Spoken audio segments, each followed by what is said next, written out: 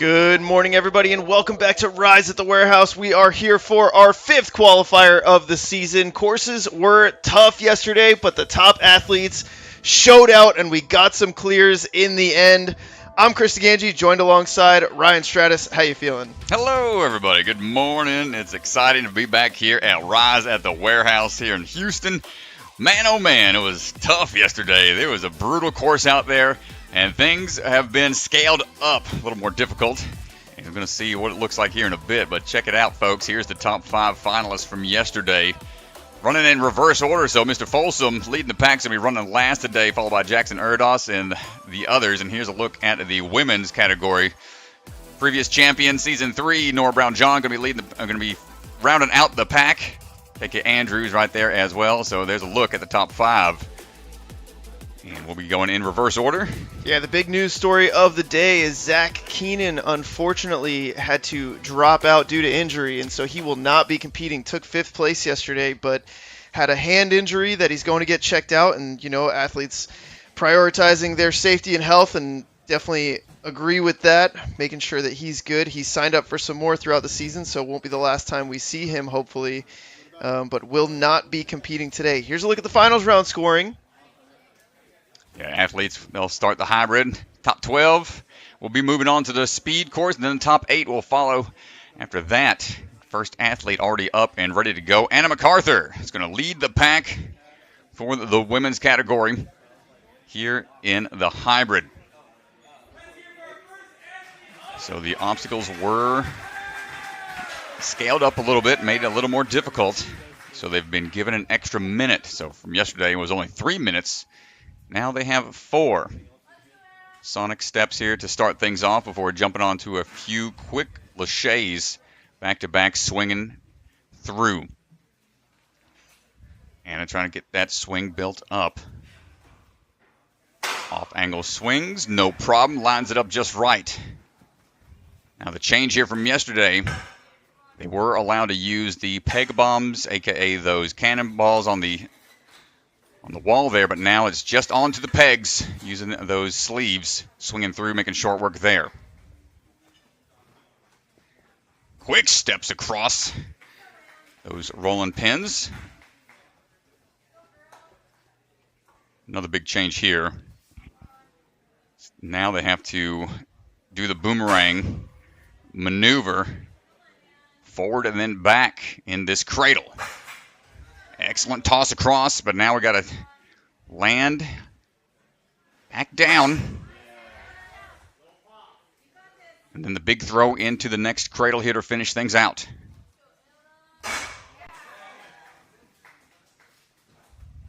There we go. Anna coming out of the grip.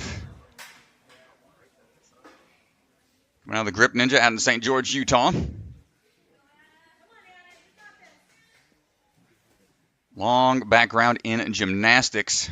Started when she was 3. Stuck with it until she was 11 and then moved on to the world of ninja. 18 right now. 5 years of experience in the sport. Now we got to handle the good luck Chuck drops. Oh, back peel. Trying to build up momentum on these nunchucks. Still be a bit of a challenge. These are different from yesterday. They were the straight metal ones previously, but now, since they have to handle the drop here on this next move, giving them a little more grip. That is a pretty big throw. And that's 2 misses, so they have 3 attempts.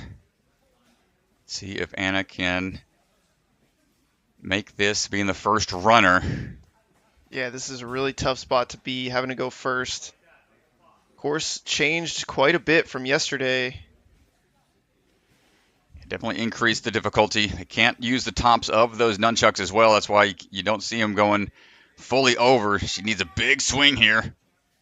And just unable to get the timing right. Nice try from Anna starting things out here in the hybrid.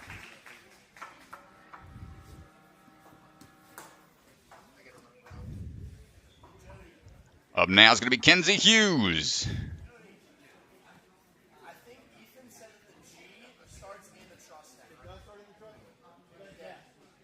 Kenzie standing by to get the cue to go.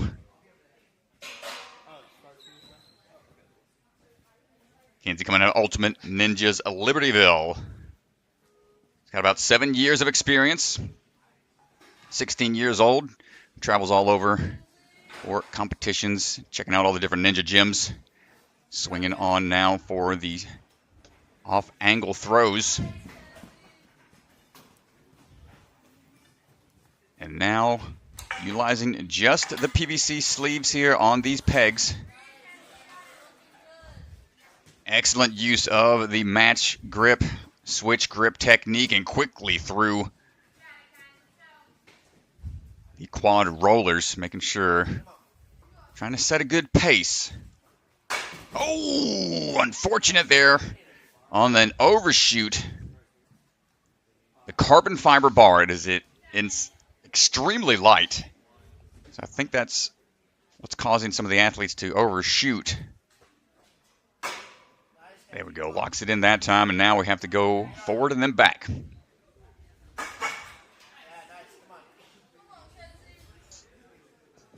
There's the first big move. Hold on for the drop.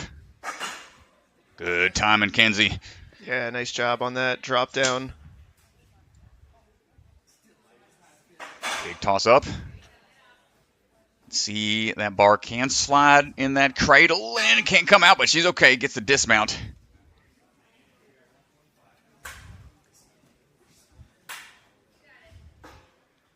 Now we're going to see what these nunchucks here, how the change from yesterday will affect their technique. This move was also extended out a little bit.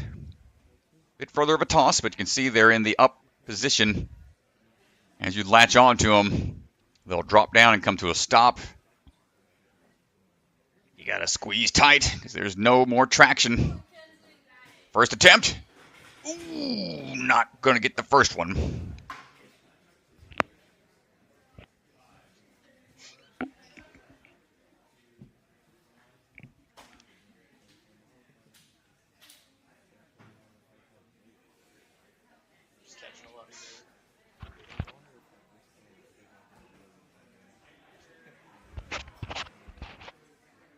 Try number 2, nice try, getting a little closer.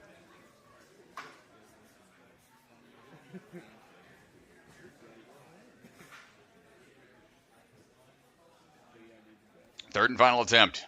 Yeah, I gotta wonder, the ladies made it look pretty good yesterday. All these women got through this obstacle yesterday. Do you think it's that first nunchuck being different? It's a little bit thicker, but more grippy potentially. Yeah, I think it's going to be the fact that it's a bigger toss. I mean, those metal nunchucks that they have to go to, it's further of a toss. They have to throw higher, not just straight at it anymore. Definitely a huge increase in difficulty on that one obstacle alone.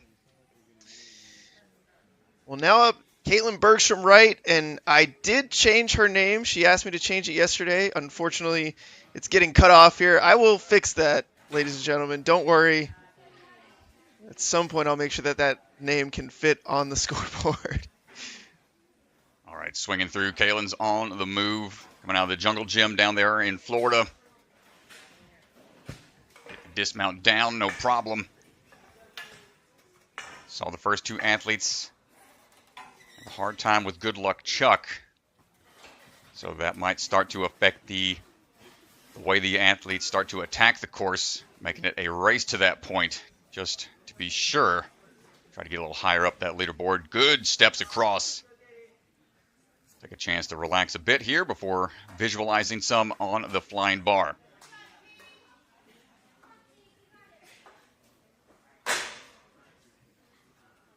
Good first move into that cradle. Big power here. Opting for the turnaround tech.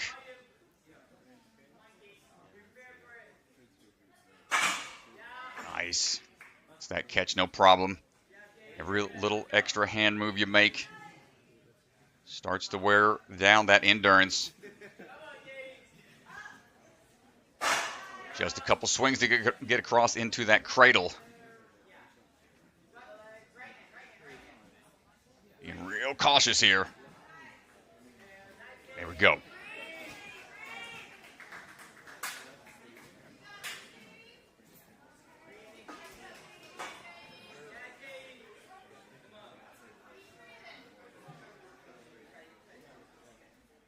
Trying to stretch out the forearm some. These competition weekends can be pretty taxing. Back-to-back high-level difficulty course runs. Let's see what Caitlyn can do on her first attempt. Ooh, the peel out. Try to have a little bit of a bend in the arms.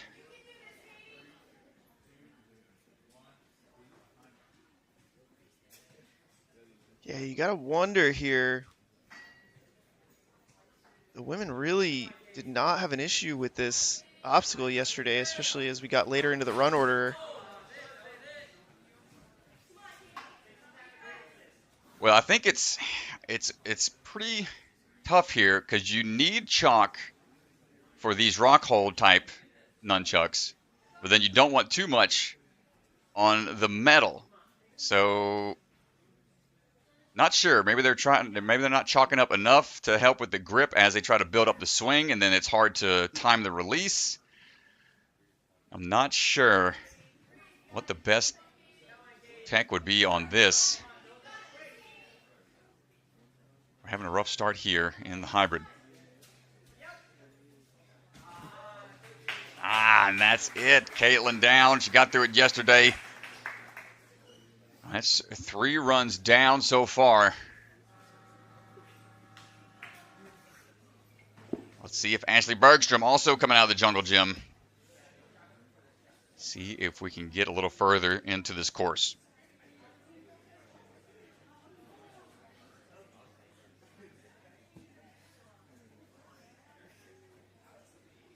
You know, as you see more and more athletes go and more athletes start to have a hard time at that particular spot, doesn't give much confidence to the other athletes.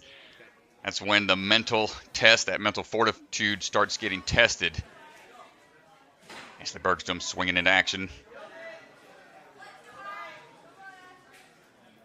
Old Baby J in the audience watching. Just going for the dismount, coming on down cleanly. Looking for the swing onto the pegs.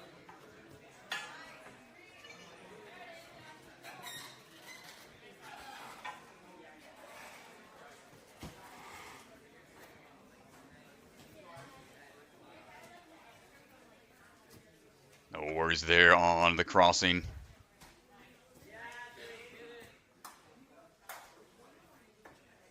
Now the flying bar tech.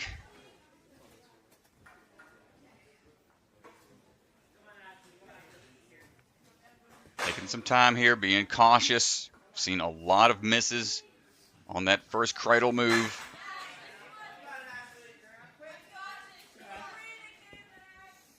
Slow and steady.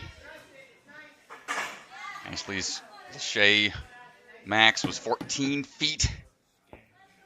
So the tech here shouldn't be an issue. No problem on the catch. Just got to worry about that sliding carbon fiber. Ooh, get out of there. There we go.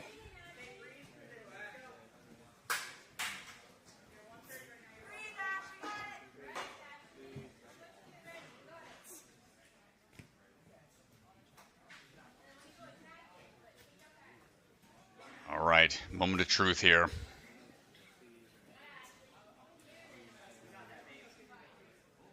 So you've got the swing power. Gonna be testing the grip here. Hold tight. Okay, that's the closest we've seen so far. Didn't spend much time on the build-up, so should be able to recover quickly for another solid attempt here. With 4 minutes, they've got a little bit more time to recover between these attempts. And with no one clearing this yet, you know that extra time is going to be necessary to get through this.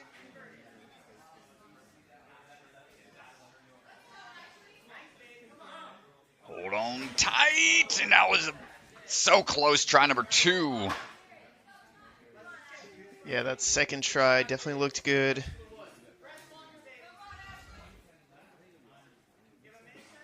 Well, She definitely looks like she's handling the first set of nunchucks better. But that drop down is new. They didn't have that yesterday. She's getting her hands there, just not able to lock in the drop.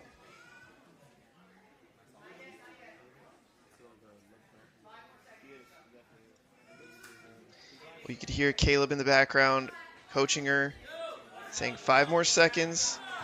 It's really important to know your rest time.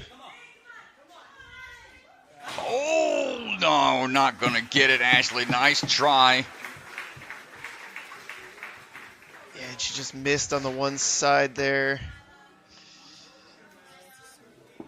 Tough so far, Strat. Yeah, this is definitely a huge spike in difficulty from yesterday. Milo Carpenter standing by for her run.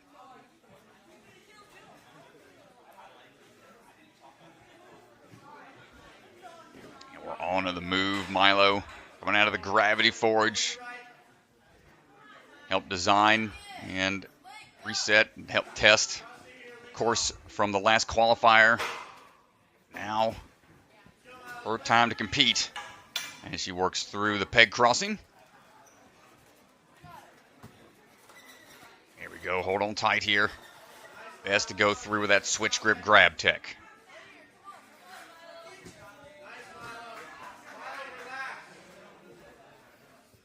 Good walk across. Those haven't been throwing anyone off yet on the quad rollers.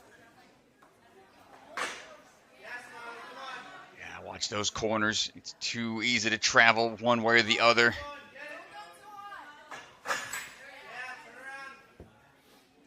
Boomerang back down. Also, it's just a lot of extra moves prior to the good luck chuck. So that might tax their grip a little bit as well. Just fighting for the hand positions.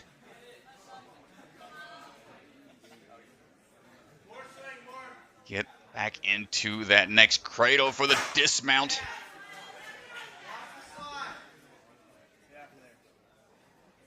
Watch the slide. It was close. No! Just the grip gives out on the dismount. See, she was trying to fight and not have the bar slide around too much. And right there at the end. Take a chance to recover here. This is a lot of extra moves, and oh no, jumps into it.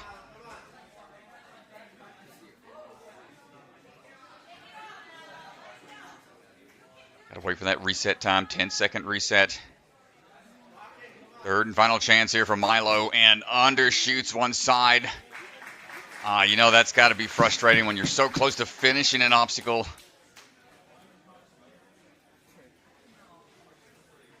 Oh man, heartbreak out there early on in the wave.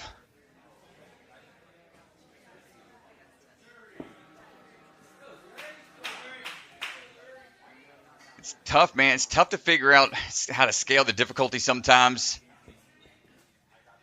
Let's see right now, Zuri Harrison coming out of Iron Sports. 4 years of experience, 14 years old. She's running through right now.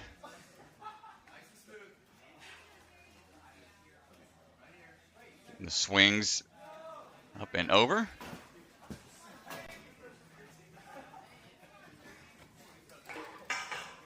We're going to have a sense of urgency as we start to get further into the run order. As the athletes will start to see that they have to get to Good Luck Chuck quickly in order to stay in the top 12 to move on.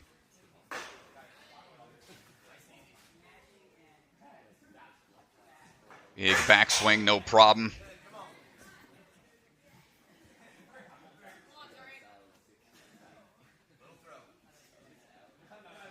Zuri dropping down. Turning around for one more toss across. Careful on the slide here. This is a move they didn't have to make yesterday, so it's going to be a little more challenging, and we're through quickly to this point. So a minute 13 for Zuri, no misses. You can see the chalk particles flying in the air there. They try to figure out exactly how much. They need enough for those first rock hold pipe nunchucks. Then the catch on the slip chucks. It'll be even more challenging. Here we go, Zuri's first attempt. Gets the distance and the height. Perhaps a closer grab towards the top, right where the board's at and the nunchucks are connected, to allow the grip to take hold a little quicker. See what we can do. Try number 2 for Zuri.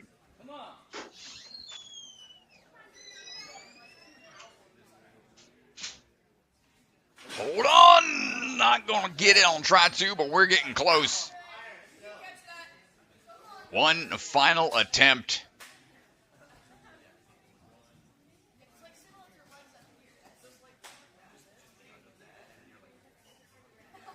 Man, this is a tough one.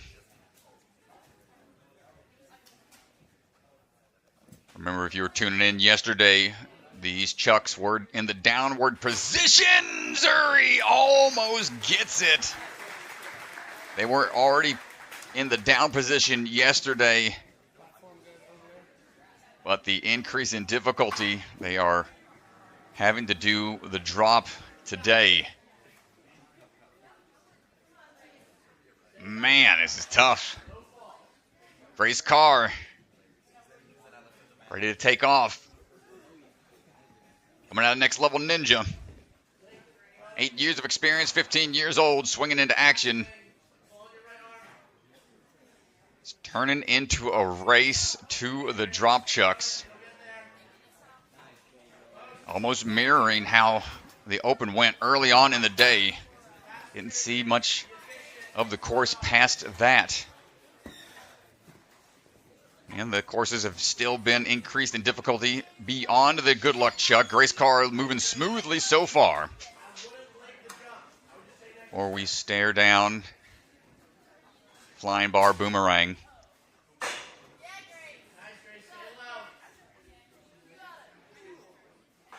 Up and into that next cradle. Good timing on the drop.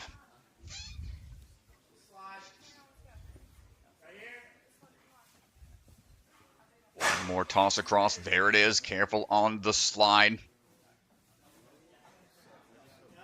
Here we go. Truss is in play. Just exerts a little more energy going upwards, but it takes out the danger of the potential for that carbon fiber bar to slide out of the cradle. And here we go. No athlete yet has made it past good luck chuck since the difficulty has been increased from yesterday. Got a little more grit, a little more traction on the first 2 handles here, but requires a bit more chalk for those to keep the grip on there, and then you're going down onto this drop here. Hold on, Grace, not going to get it, but the tech is there. Needs perhaps a little more height, a little more hang time to grab hold. Try number 2 coming up.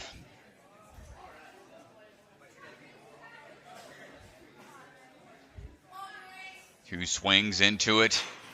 Come on! Oh, man, this is brutal.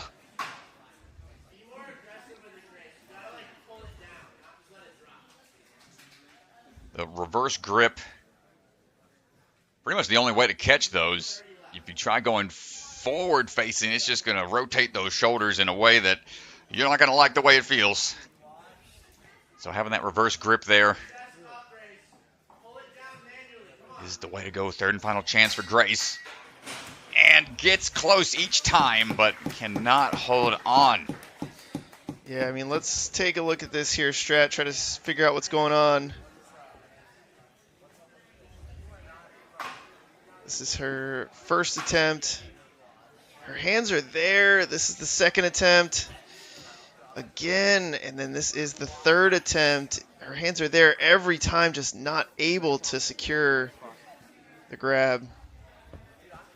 Well, it's a jarring catch. They drop down. They don't lock into position, so it's bouncing, trying to hold on tight to something that doesn't have any friction.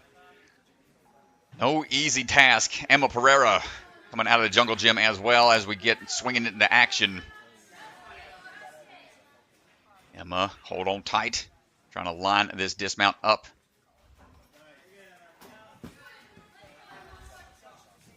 Swinging through the pegs now, trying to get to that grip on these rotating PVC pipes. Careful as we go through. 5 years of experience, 17 years old, steps on across those quad rollers. Speed is going to be the name of the game here. We're about halfway through the run order.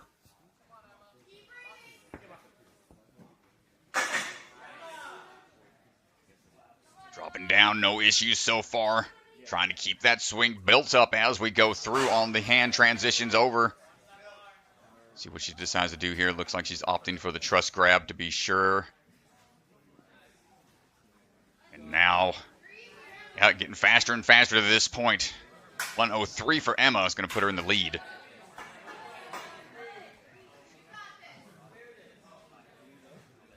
This is a tough move, man. In fact, they've got to cover that extra distance and do an entirely new move after those extra moves that they have to do on the flying bar boomerang. Come on, Emma, here we go. Ooh, big peel out. She had the momentum. Jody's like ready to pat it up extra.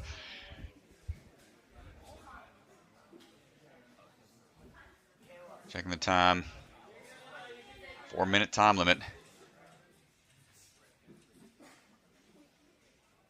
Here we go again. A little bit of a backswing here. Bend in the arms. Hold on tight. We're not done yet. Got to go up. Little ledge up there has been altered.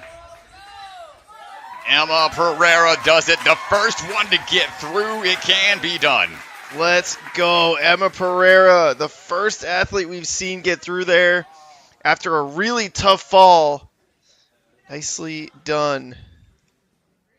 Well, that's going to give confidence to the other athletes. And impressive job. We got there quickly. Was able to recover.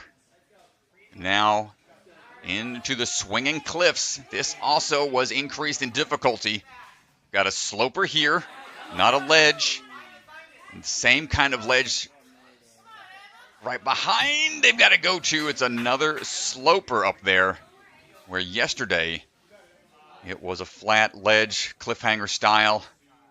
So an open palm grip. Need to be fully on top. Burns the forearms. Here we go. Try number 2. We got time. Build up that swing. Emma just not able to get the swing tech figured out. And I think we got time for one more. She's going to tap on that. Yep, we're going to go ahead and rest and recover. Really nice job there. Yeah, it just takes it. You can see the changes from yesterday. Extremely difficult. Yeah, this was her attempt where she locks it in. She's able to get it. Let's go back and take a look at her previous attempt. I mean, to come back from this, Strat. Ooh, buddy, big yeah. peel out. Got to be shaken up a little bit after a fall like that, but she's smiling about it, and it's that adrenaline rush probably. But great job, Emma. Here we go. Porter Fagnant, ready to go. Striding her way through. Porter, the pace setter, coming out of Ninja Intensity. 14 years old, 5 years of experience. Big swings coming in. Working our way through the rotating pegs right now.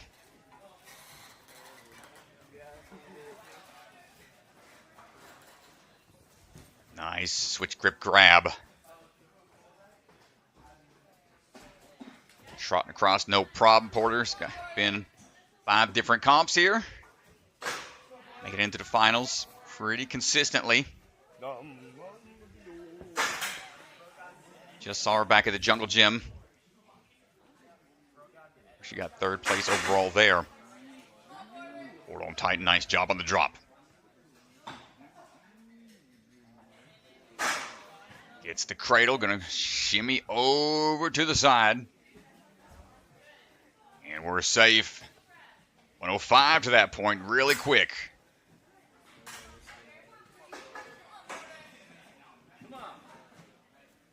Will the grip last here?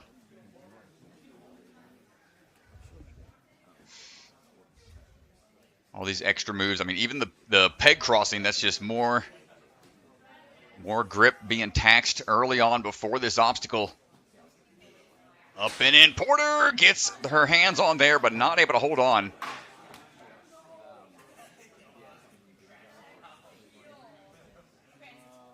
Want to reach up, push outwards to try to get close towards the top of those nunchucks. Try number 2 for Porter. Ooh, a better attempt that time. We'll try to recover a bit here for her 3rd and final attempt. Looks like she's getting ready to give it a go. Shake it out, trying to think it through some.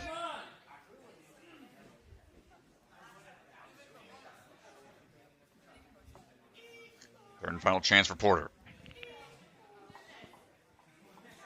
Going off the 1. Down to one side, not going to get it, trying a different technique. So quickly to that point. But the dropping chucks right back to taking vengeance on the athletes.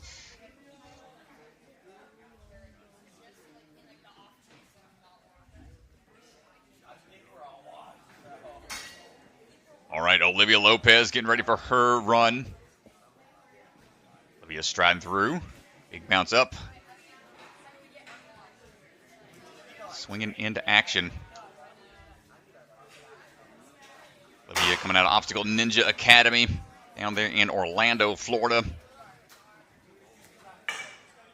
I wonder what her plan of attack is going to be. Big fan of burnout style courses. So the upper body endurance should be on par for those drop chucks when she gets there.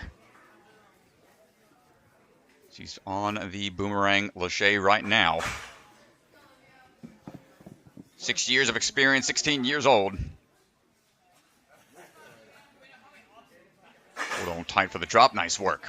This is a move, an extra move they have to make compared to yesterday.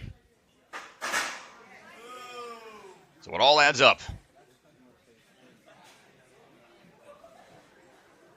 A long day competing yesterday, plus these extra moves. What makes this obstacle here that much more challenging. She's trying to take off the excess, going to trust the grip on these nunchucks here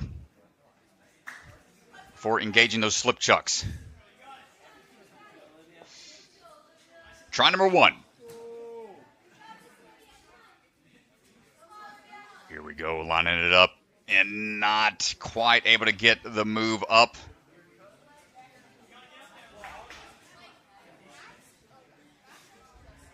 This is a tough one, man. This is not an easy combo.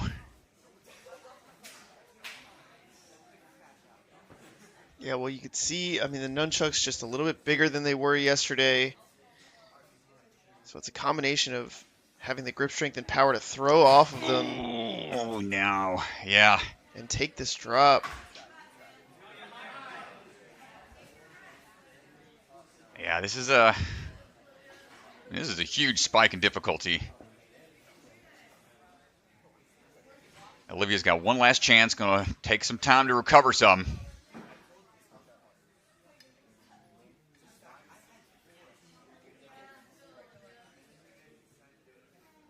Let's see if this is going to be possible. It's opting for possibly 1. Yeah, we've seen this attempt. 2-1, perhaps. Come on, not going to get it. Nice try, Olivia Lopez. This is a brutal spike in difficulty here. Trying to keep a bend in the arms a little bit. Yeah, I just didn't have it off the first one. Second one, she came close. And then third attempt, she tried a different strategy. Got 2 hands on it, but just not enough. Yeah, man, this is another tough one out here at Rise. Emily Keener, Season 2 NSC champion, swinging into action right now on the Spider-Man lane. Coming out of the Arc Ninja out in Colorado. Emily taking her time, making sure the hand positionings are just right, working through those rotating pegs. Quick strides through, no issues there.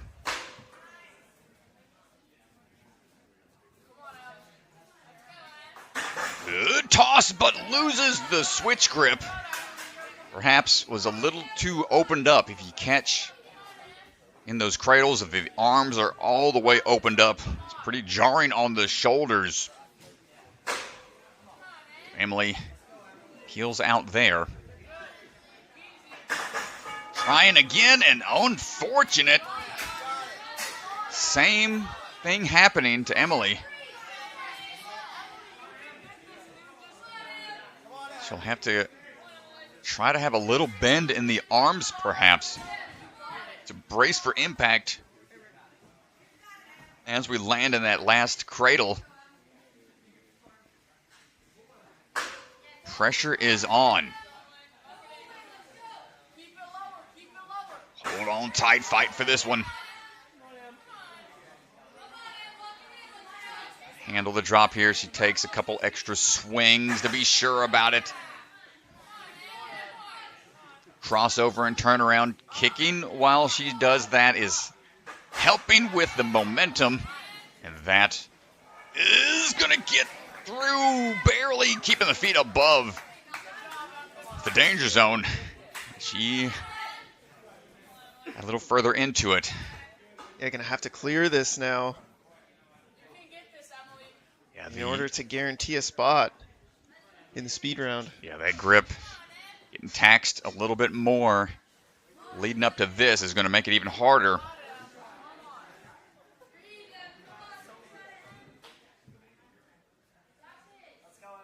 Emily looking for the swing into action now. Come on. Going quick into it, not taking many swings. You don't want to waste a lot of time trying to build up swing. That's usually when the peel outs start to happen. You lose that grip strength.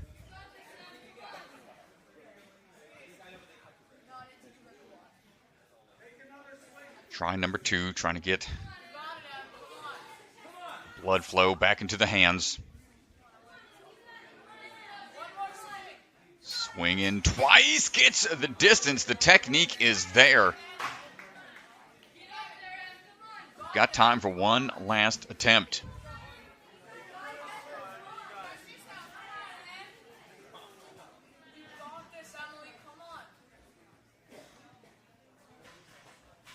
Countdown coming up on about 30 seconds.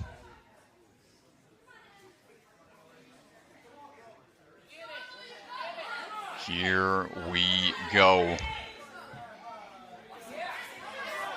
Getting the swing built up, but the peel out on the third and final attempt. Good fight out there from Emily. Man, oh man. Very challenging start to the day here. Up now, Annabella Heinrichs, ready to give it a shot.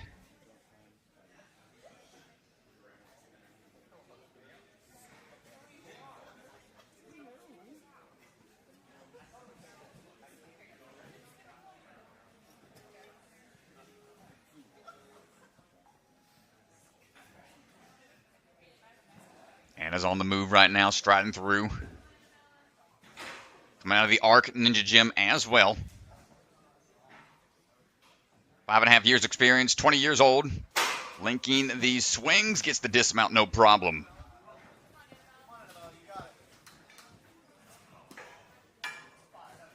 But these extra moves here, a little more taxing on the grip.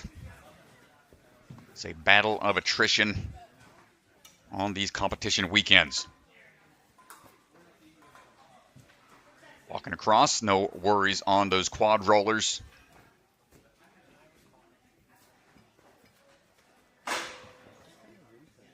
Carbon fiber bar.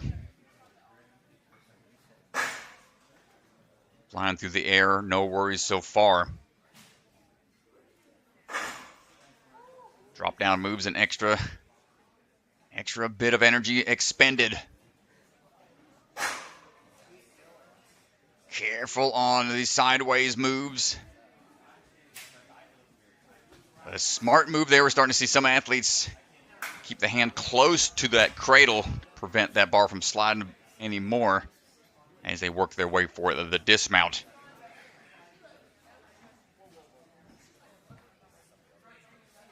Wisely, Annabella taking a chance here to recover some.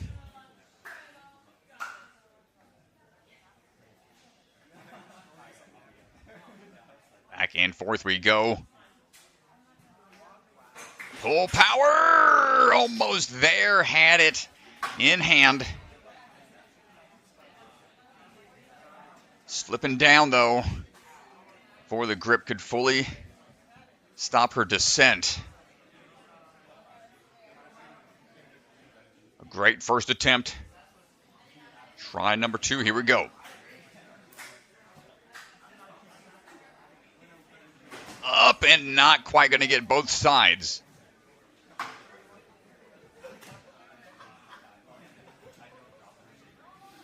Third and final try for Annabella. She got here pretty quick, sitting in 5th place. Only a handful of runners left in this wave.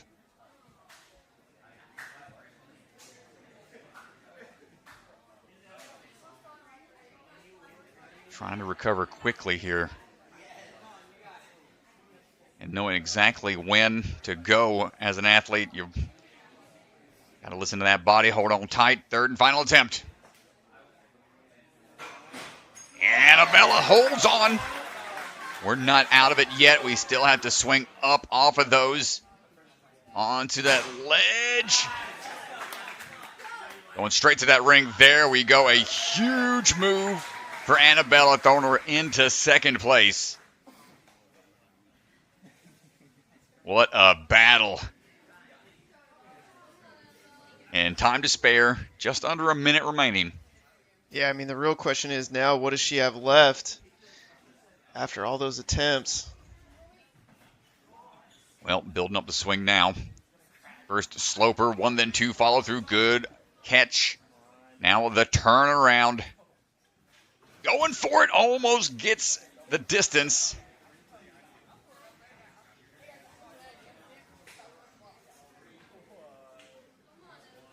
Rest and recover.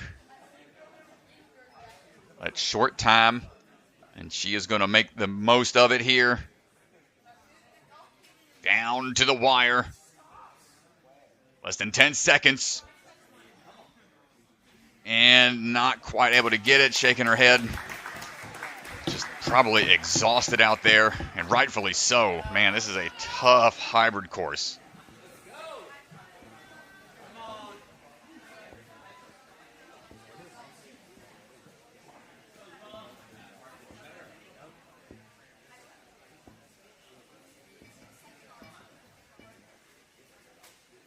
All right, Isabella Wakeham standing by right now. Isabella Folsom standing by. Coming out of the barn out there in Dorsey, Illinois. 11 years of experience, 20 years old, visualizing out there, longtime athlete in the world of ninja and the NSC. What do we got in store for us today, Isabella? 17 times competing at various, 7 times competing out here, NSC. Still in that 100% appearance rate in the finals.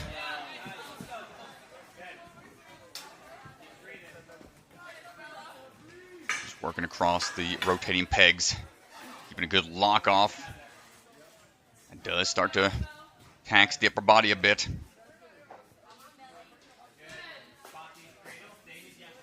Quad rollers today looking kind of trivial for the athletes. First flying bar, no problem. Up and in we go.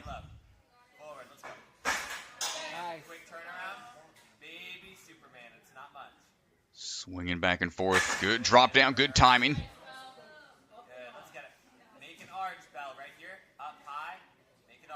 Up and in. Oh, no worries there. And very fast at this point. It's going to be good enough to get her into the next round. Yeah, really quick to this point. Great pace. Right now, Emily Keener is on the bubble in 12th place.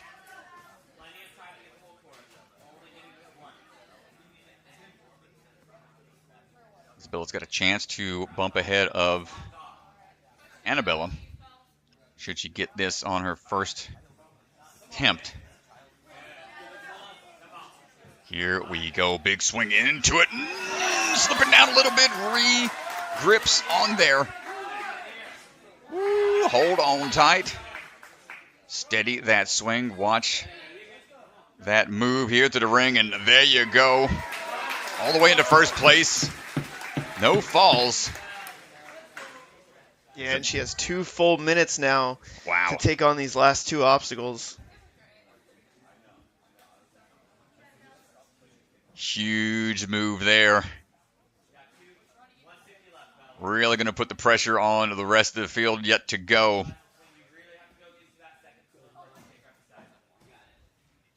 This is what the hybrid's all about, man. Just a lot more technical obstacles. This one's taking a lot of power, though. A lot of different grippy type moves. And a tricky turn here to take on to that next hold. Another sloper.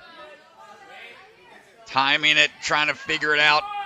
No, peels off. Has the distance. Needs a little more height, perhaps. Still got a full minute to recover.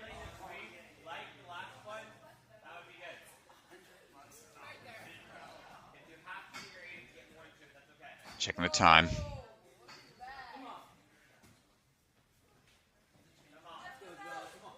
Just so much more difficult with those changes to the earlier portions of the course. Now we've got another look here, trying to find the timing for the turn.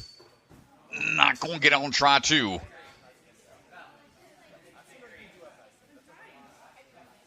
May have time to get this, but won't have a lot of time to recover.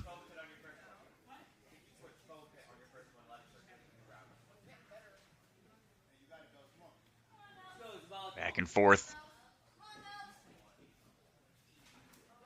No problem catching that first sloper. But it's this really weird turn. That's the difficult portion of this one obstacle. Oh, my goodness.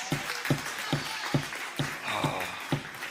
Checking the hand. Might have gotten a bit of a fingernail tear or cuticle rip. Hopefully she's okay. Yeah, well, we're going to go down to the floor and talk to her. I mean, look at this on the first attempt here. She locks it in, gets through this cleanly, and then just has a little bit of trouble here on the sloper. But a great run from Isabella. Let's go down and talk to her.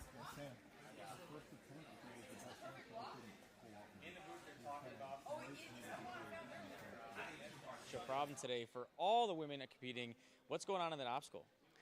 Oh, I mean, it's hard. Honestly, nunchucks are just a hard grip to swing on. I think that's been a lot of people's issue, is getting the height to get there and to compress it. So I knew I wanted to get it first try, have the strength to do it. Took a really big kick on that first one, just knew I had to go. And then you slipped down right to the end. At what point did you know you had it, or were you just not sure until you stopped moving? I mean, you're squeezing the whole time. You're hoping it's going to stop, but the whole time you're just giving it everything you have. Well, unbelievable. And then you had the most time out of anybody to try this last obstacle 3 times. A lot more difficult, especially that last catch than yesterday. I mean, talk us through this obstacle. Yeah, I mean, the sloper changes it a lot. Getting the right angle is hard to get close to it while also traveling forward enough. So the angle is hard, especially while you're holding onto a sloper as well. Yesterday caught it a little extended. It was a better catch, so I could hold it. Today, I think my last stint was my best for sure, but just didn't have it in me to hold it. Yeah, and now, I mean, you're guaranteed to move on to the speed round in a pretty dang good spot. I mean, we'll see where it ends up after our last 2 runners go, but feeling pretty good heading to speed? Yeah, I'm excited for speed. Well, I mean, Rise has put up some of my favorite speed courses, so I'm excited to play on them. Awesome. Well, congratulations, and we'll see how the rest of these 2 runs play up. We'll see you on speed. Thank you so much. Nice job. Yeah, great job from Isabella getting to that point without taking any fails. Puts herself in a first place. This is a tough one, Strat. This is a tough one. Yeah, that's an understatement of the year right there, man. This is this is brutal. Like, we want to challenge the athletes for sure. And it's a it's tough balance out there, man. KK Andrews getting ready to go. Can we get anybody through for a clear here in the hybrid? Yeah, we are down to our final 2 runners. This was a look at the top 5 heading into today. Emily Keener, Annabella Heinrichs, Isabella Folsom, KK, and Nora.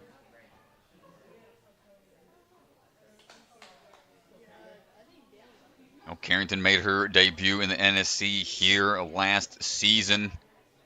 And a really strong performance there.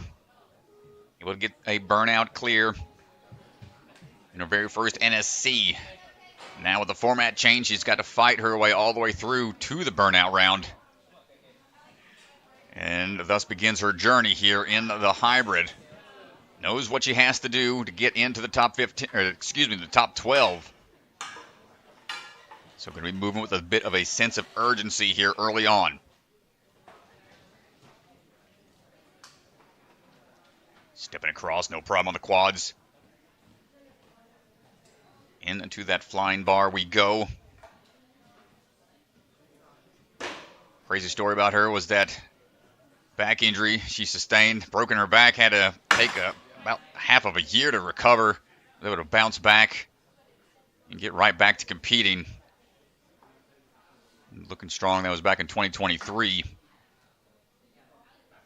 Hasn't slowed down since. No problem with the drop. Up and in for the next move off the boomerang cradle. No worries there. Just be careful. On the slide over. No problem. Okay.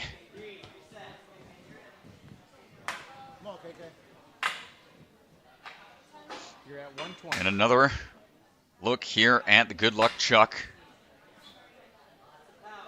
Currently 8th right now, so that's good enough to move her into the speed round.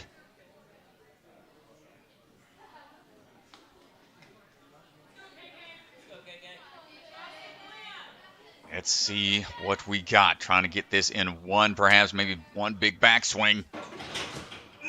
Gets the tech lined up just right.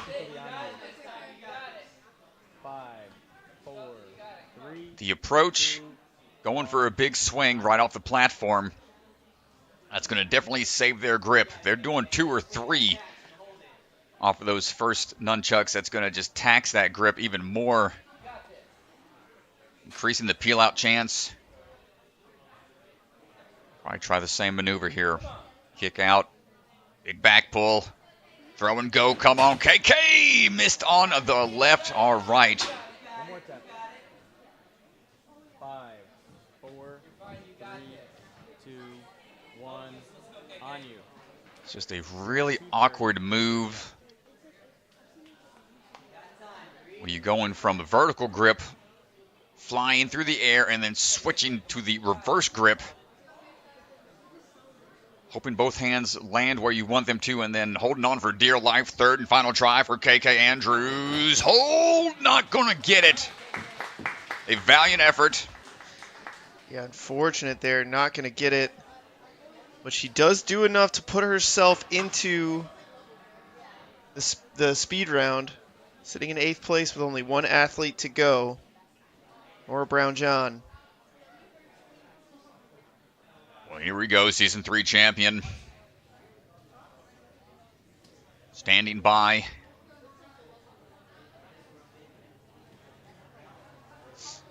All ready to go. Thumbs up from Mr. Swanson.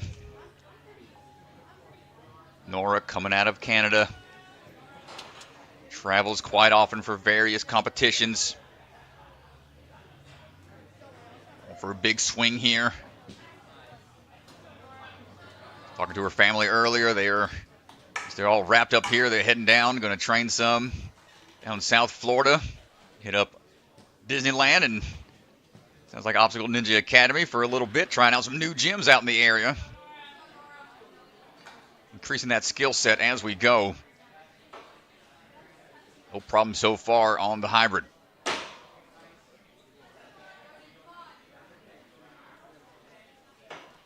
Into the boomerang cradle or the turnaround. Representing that Momentum Movement Academy.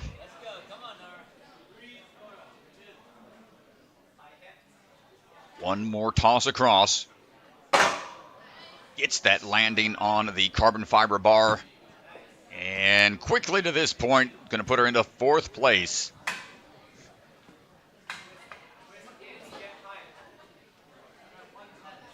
See Caitlyn Bergstrom on the bubble.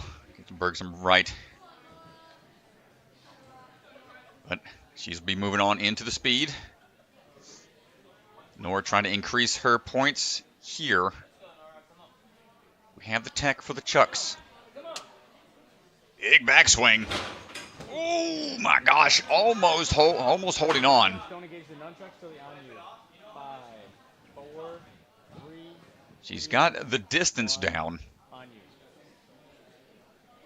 Just a matter of grip being maxed out.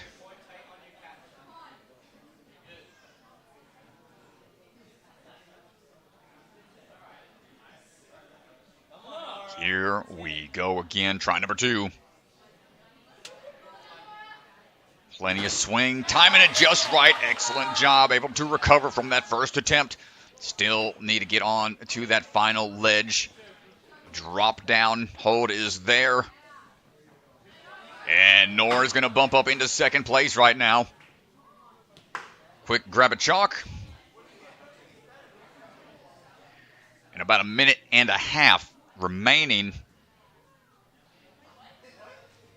Doesn't need much rest. Wants to go right away. She got through this line yesterday. First sloper in hand. Now the turn. Gonna dial it up. Ooh, she had a lot of height there. Just needed a little more air time traveling over towards that ledge. Body positioning was spot on. Just wasn't fully underneath that sloper to engage all of the grip required for that catch.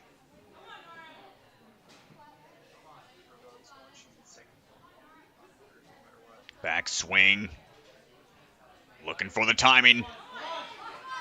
Good toss across, but a little stretched out again. Traveling sideways and backwards. Pressure is on. We'll have 15 seconds. She's going to really have to push the pace here.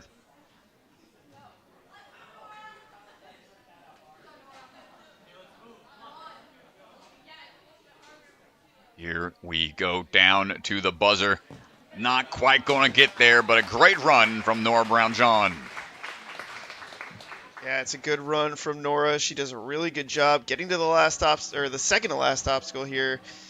It's as far as we've seen any of the women get. Just can't dial in the catch here. Here is the throw. Hands kind of get there, but body just out of position. Let's go down to the floor with Ethan, who's standing by with Nora. So right now you're sitting in second place, moving on to the speed. How nervous were you heading into this course knowing, specifically the nunchuck drop is taking out so many athletes? I was really nervous. I always get kind of worried around bar hop, so I was more focused on that. But once I got through it, I was felt a little bit of relief. But yeah, I just think I took too many swings on my first try, so I kind of got a little bit tired, and then that grab just wasn't there. Yeah, and after that obstacle, nobody on the women's side beat this obstacle with the change being the sloper catch. What's going on here?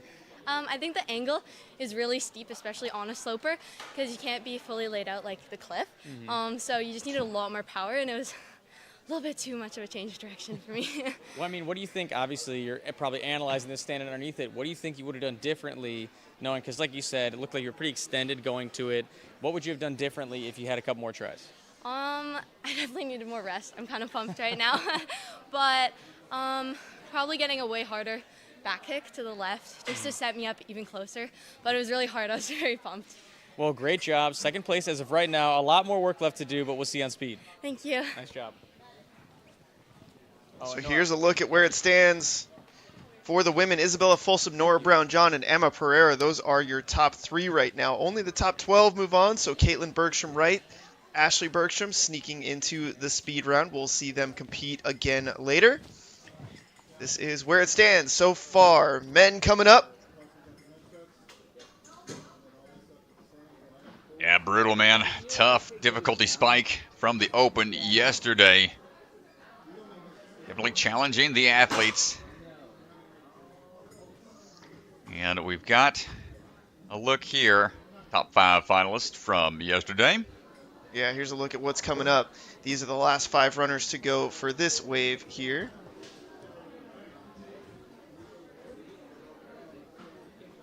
Phil Folsom, Jackson Erdos, Tyler Smith, Gavin Obi, Max Cebra. Only one athlete in this top 5 outside of the top 10 NSC ranked, and that is Mr. Cebra. But I have a good feeling that after this competition, that 66 will be shooting up pretty high. Oh, yeah. Yeah, Max had a great run yesterday, almost clearing. Had that one hold, that the G money hold. Hit him in the head a little bit, but he was able to shake it off, try again. See Rory Joo go out there. Able to jump in due to, unfortunately, the injury that Zach Keenan sustained on his hand. He's getting that checked out, so he was able to get the runner up. Yeah, we talked a little bit about it. He will not be competing here today. Zach Keenan was 5th place in yesterday's Open. So he will be sitting this one out, and Rory will be bumping up into the finals here. Making a few adjustments out there for the gentlemen. Thanks, everybody, for hanging out with us this morning. Big pleasure to have everyone here on this fine, chilly Sunday here in Texas.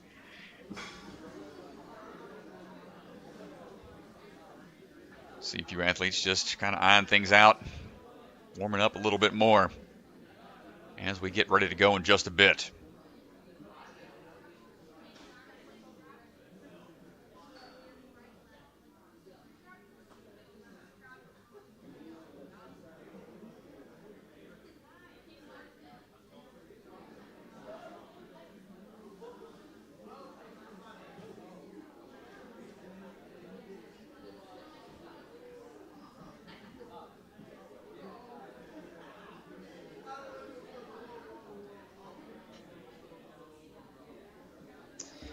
And while we're waiting, we'll take a quick commercial break.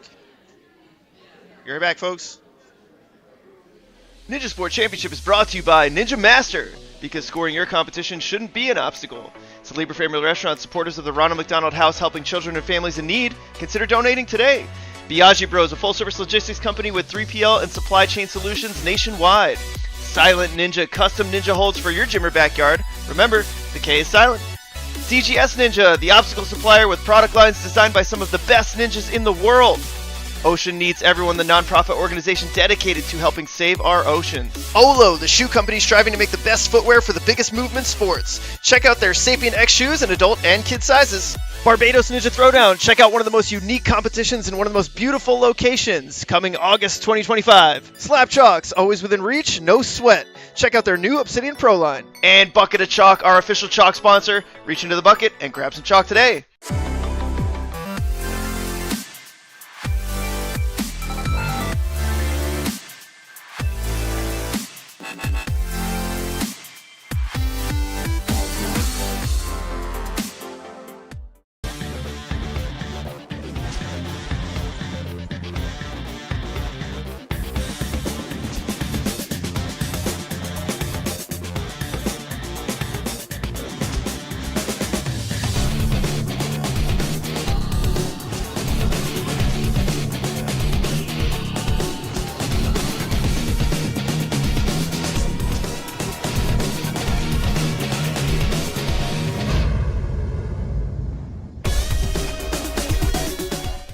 Rock Solid Warriors hosting their annual Ninja Kids for Safe Kids competition, a multi-stage charity event February 15th and 16th. Athletes will run technical and speed courses, an optional tag team competition, and the top 3 qualify for UNAA Worlds.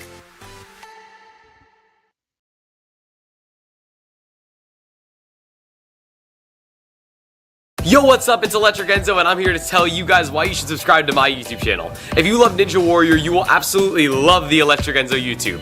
I post new Ninja Warrior themed videos every week, along with a new short every single day. These videos span from Ninja Warrior game shows, to challenges with Ninja Warrior champions, to learning new skills and flips. This channel is built for the Ninja Warrior superfan of all ages, so go hit subscribe today for some electric content.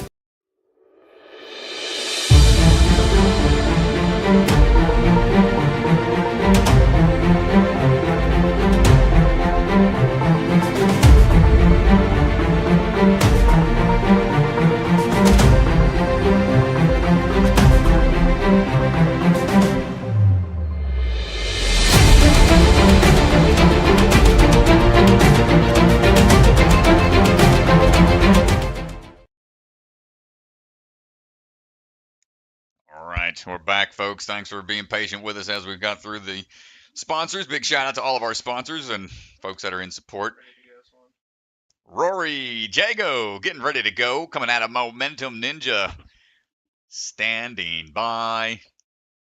Let's see what we got. Getting put right there on the spot. Taking a spot as an alternate. First time we've had to do that, I believe, in the NSC. But right now, all eyes on Rory. Going to try to set the pace for the rest of the field. See what alterations have been made for the gentleman. Big swings going in right now. Up and in. Now they have to take the sleeves with them. Kind of a sideways Iron Maiden type move and swing on through. Dismount whenever you can. Nice work. Rory is moving quick. 30 seconds to this point. Another athlete all the way from Canada. And a Momentum Ninja. Change here. They got to go to the far side of the cradle now. Under and back around. A little bit of a magic trick here with that carbon fiber. Trying to find the timing. This is a really hard move. Yo, get it on the first try. That mid-air obstacle manipulation is no joke nowadays.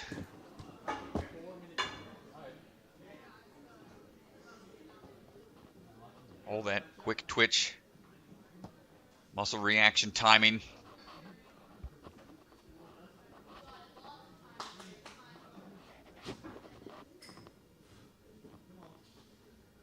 Here catch and hold. Too much of a low grab there. Looks like he might have dabbed down a little too hard with the feet. Shake it off, try again. This obstacle was altered. Reverse catch, no problem this time, but now they've got a tiny vertical grip instead of the cliff ledge. They got to grab it like it's a bookcase, trying to return book to the bookshelf. You thought it was hard yesterday. They like changing things up. Rory's got 7 years of experience, 17 years old. Minute and a half remaining. It's his final chance, so he's really taking his time here to recover.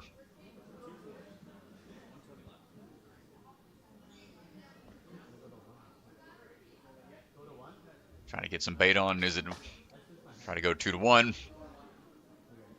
1 to 2, 1 to 1? What's it gonna be? 2 to 2. It's like the old quad step conversations back when nobody knew how to do them. 3 steps, 1 step. What's it gonna be? Come on, Rory, hold on tight. Bookend time. Not gonna get it. Nice try, man. Shout out to him. You know, didn't expect to be competing today. Yeah, and we'll see. He was pretty quick to that point, and you know, on the women's side, that obstacle was a lot more difficult, and we saw some women who will be moving on that got there fast. So we will see. Yeah, things will just shake out here in a bit. Up now, Brett Strong. Coming out of Rock Solid Warrior. Big bounce up. And for the moves. Known to move pretty quickly.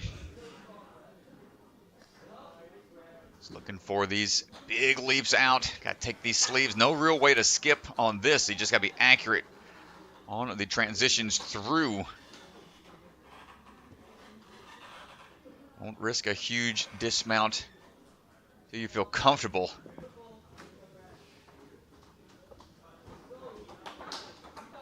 Trying to set the pace here. Got some funky bar tech here on the boomerang. And it went backwards midair. Looked like he was going to just take a back flop. Yep, does it again. Confident with that move. Trusting he was going to land in the cradle, but now the up and under. Left swing, left swing. This is a bit different.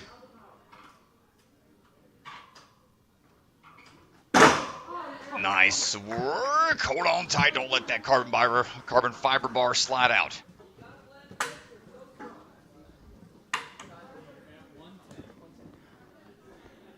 All right. Brett, 23 years old, 7 years of experience. Usually rocks a green ribbon pin on the shorts to show his support for mental health awareness. Going from one hold, changing his mind mid-swing. He can dismount. Looks like he's going to shake it off, potentially get out of there and recover. That is not going to count against him.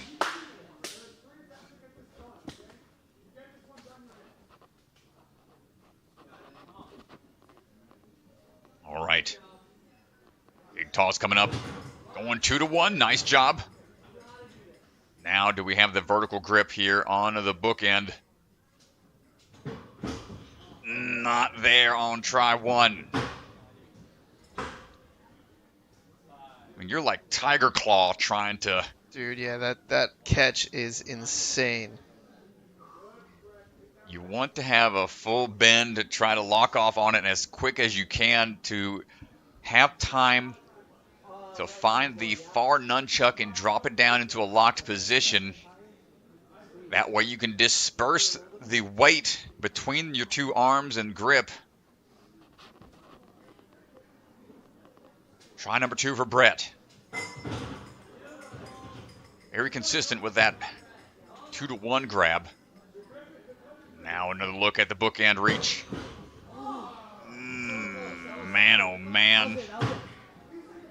It doesn't help that it rocks side to side either, because as soon as you engage that first hold on the front face, the potential for you to push it left or right will affect how well you can reach forwards to bring down that next bar.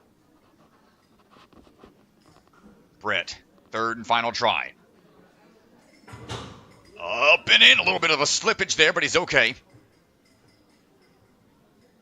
All or nothing here. Gosh, man, this is such a tough obstacle. It's such a slight change. It was angled yesterday at about a 45-degree angle, but now it's straight up and down. It is not messing around. Man.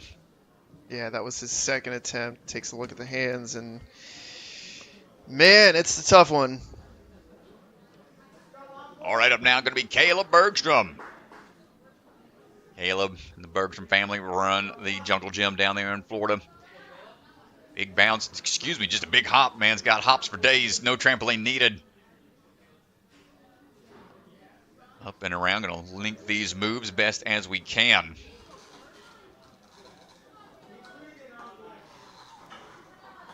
Lighten through some of the peg sleeves here.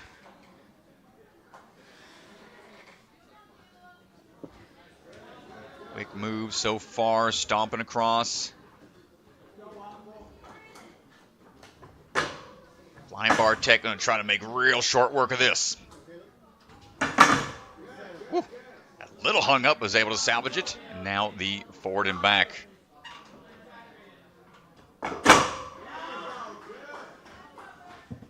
No problem for Caleb. Really quick sub-minute to that point.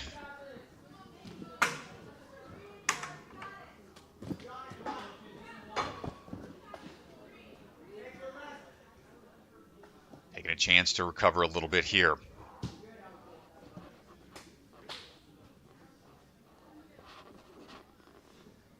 Caleb swinging in. Try number one. It's the reverse grip. No problem. Bookend. Oh, man. What's even tough about that, the bookend, there's no room for you to slide down at all either. If you get your hands on there, it's like you gotta just crunch that hold as hard as you can, or else you'll just, there's no option for you to slide down. Maybe engage the forward hold and recover. There's just little room for error. Try number two. My goodness. Oh, man, that was close.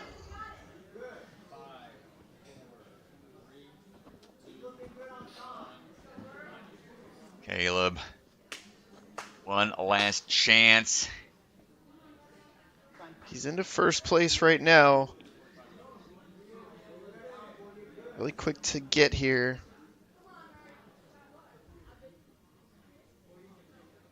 Well, Caleb, longtime athlete in the community. Coaches a lot down there in the Jungle Gym, a lot of support. Seeing a lot of his students watching right now, cheering him on here. Third final try. Not going to get it. See him just, everybody's shaking their hands like, geez, this is painful. Here's all clapping for the dad. Nice. It's tough out here, man. Evan White stepping up. Ready to give it a go.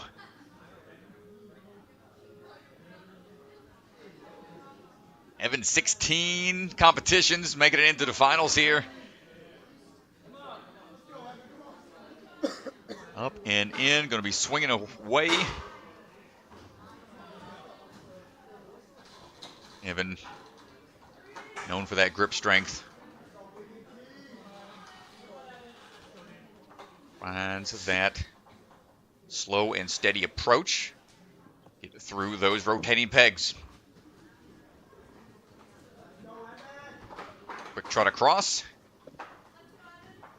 Evan coming out of the Obstacle Academy, trains with the Conquer Ninja Gyms in the Wilderness as well. Quick linkage. Watch out that side. Almost coming out of the boomerang cradle. Going to hop back real fast. Then out around. Short changes the one side a bit. Going to have to reset.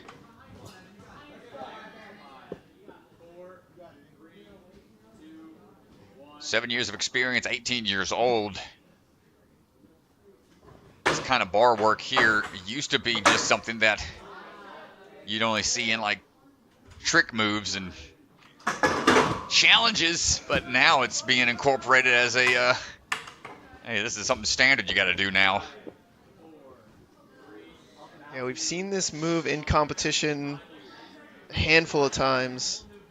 Goes back pretty far. I think the first time it debuted was at a league called UNX. You've seen him use rings before, but the bar, both sides you got to be aware of, and Evan White not quite able to get through the boomerang. Helps to replace the bar back in its cradle. So tough break on that one.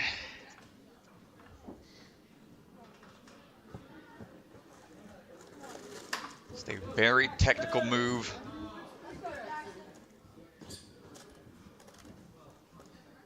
But the difficulty is definitely keeping the athletes on their toes. Jackson Polasek standing by for his run, striding across. On the move, athlete here out of Rise of the Warehouse.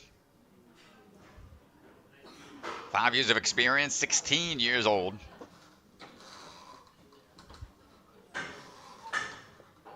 Finding the peg sleeves with a bit of a reverse grip. Test that shoulder mobility. Stepping across those quad rollers. Quick hop into it. Oh, was up on one side, but just missed.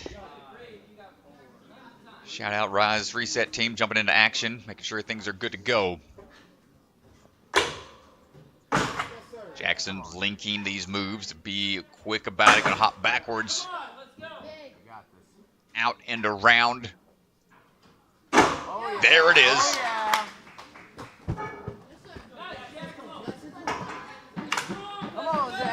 Yeah, Bartek seems to be the name of the game. All these qualifiers here as of late. Good catch on the first drop. Can we get the bookend? Hold on tight. Not quite. First try was a good attempt. Like I said, the fact that the bookend is so small, you just don't have much time to really engage that and the forward bar at the same exact time. Number two. Hand slipped. Oh, man. It's almost as if you want to, if you've got the ability to transfer off of the bookend quickly, 2-to-1 on that forward bar, might be the only way to salvage it quickly. But in that moment, it is a millisecond type move. Grip still looking strong for Jackson. Last attempt. Far side, not quite able to make it. Another one down.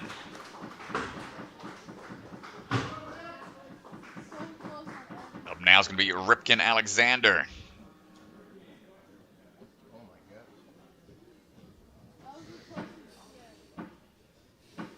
As we wait for everything to get reset out on the course. Ripken coming from Obstacle Ninja Academy down in Orlando, Florida. Striding on through, 17 years old, 2 years of experience.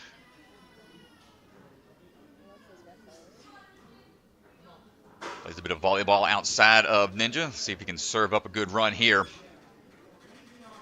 Working across the pegs.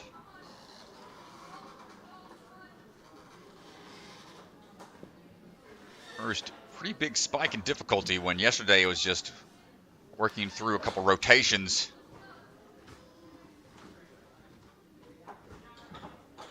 Any extra time on those hands is going to add up. Got 5 other appearances in NSC. It's the first time making it into the finals for Ripken.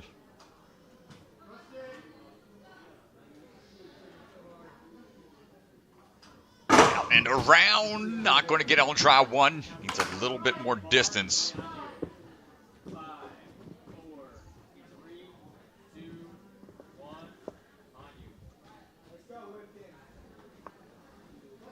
See if we can get this figured out.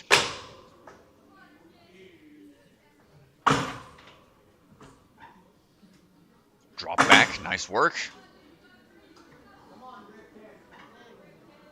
Not only do you have to worry about the up and around move, you gotta be mindful. You gotta be mindful of that cradle on the boomerang. It's a little bit of a up portion to that cradle. Seen a couple athletes get hung up there. It's just a lot of different things to think about on this one flying bar section. Moving quick. Grip opening up a little bit. Come on, Ripken. Power through and not able to get a little frustrated by that huff move there.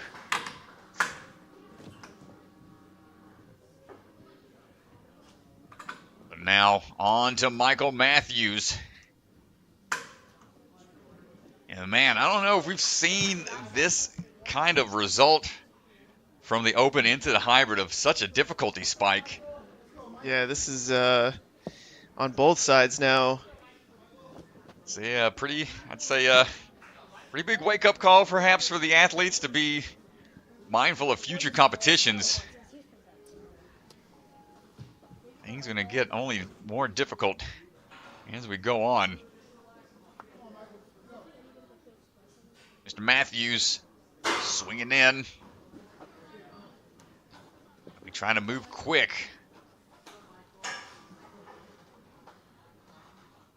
Coming across the rotating pegs. Good lock-off tech, holding up, keeping those arms at about 90 degrees when need be. Good swing, good strides.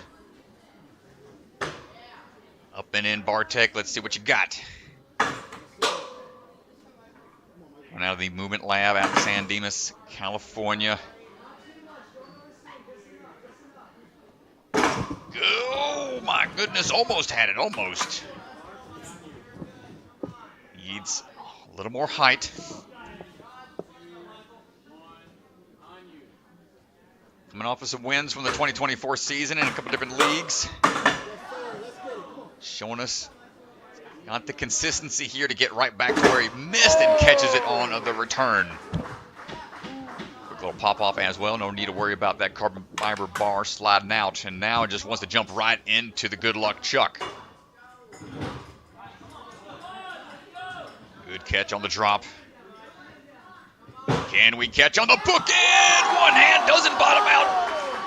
And just like that, Mr. Matthews showing us it can be done and no holding back for this young man. He is going right at it. And got to have the forward swing. It's a little bit of a further move here. Trying to find the timing that is a much further throw. And he's like, nope, let me just reset. Man, what a one-handed save off of the bookend drop. And now, staring down the line. Quick moves through the saloon doors. The revenge of a Gaston. Staying centered a little bit. Forcing him open. See the backswing. Oh, no.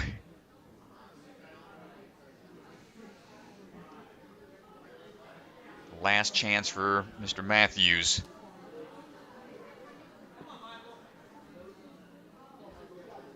He's got plenty of time to recover, but man, he is just trying to all gas, no brakes here.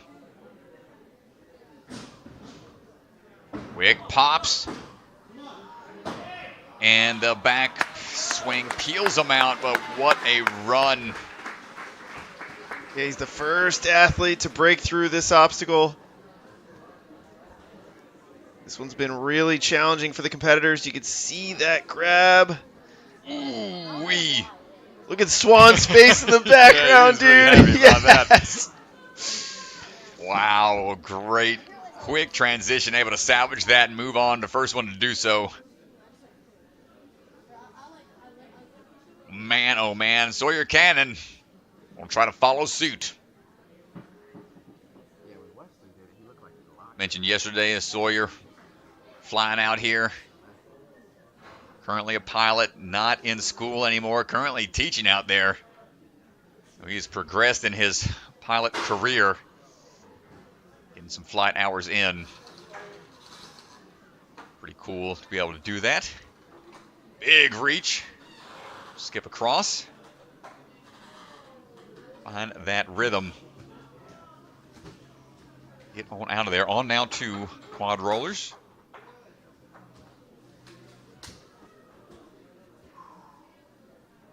Eight years of experience, 21 years old. Whew. Clear for takeoff here onto the flying bar. Still good, gets the thumbs up. Dismounting down, shaking out, chalking up.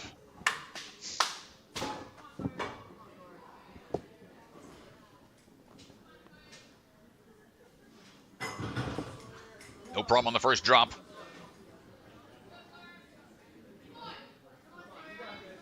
Looking for the bookend grab. Yo, let's go. A solid hold there. Sawyer Cannon, first try, no problem. No problem with the turbulence mid-air. We got some more moves to make, though.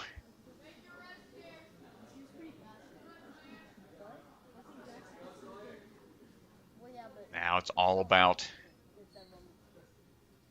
trying to find that timing through the Revenge of the Gaston. These saloon doors don't allow for much of a backswing, especially on those slopers, those rounded holds on the second and third set.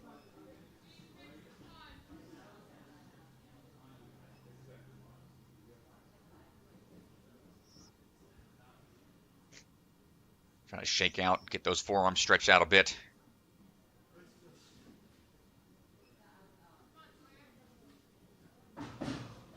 First catch, second catch, third, a little further down the line.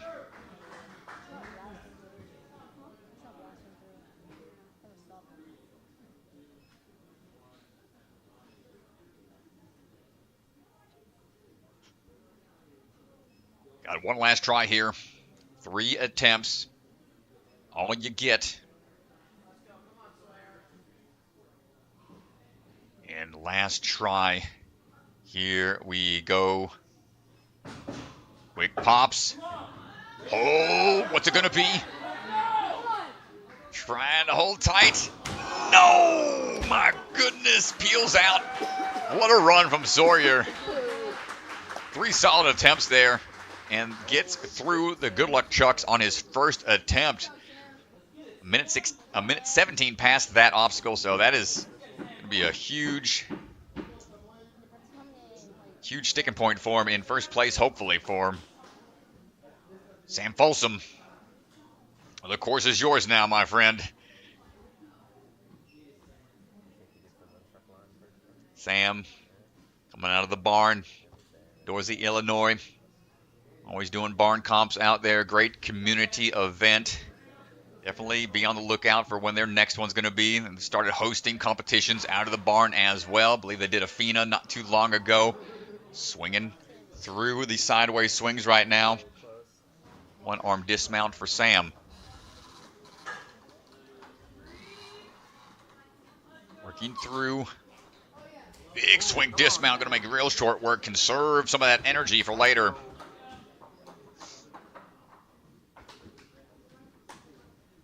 Years old, 5 years of experience. Quick hops in, quick backwards move as well. Up and around, watch the sides. Opting for the truss to dismount down.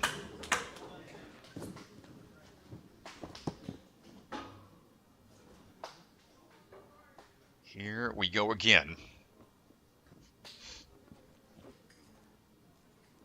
Latching on.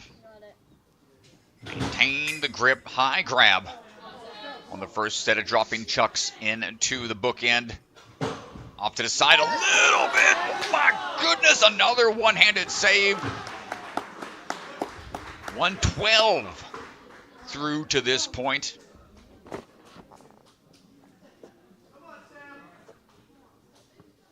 Mr. Matthews being the first one to clear the bookend.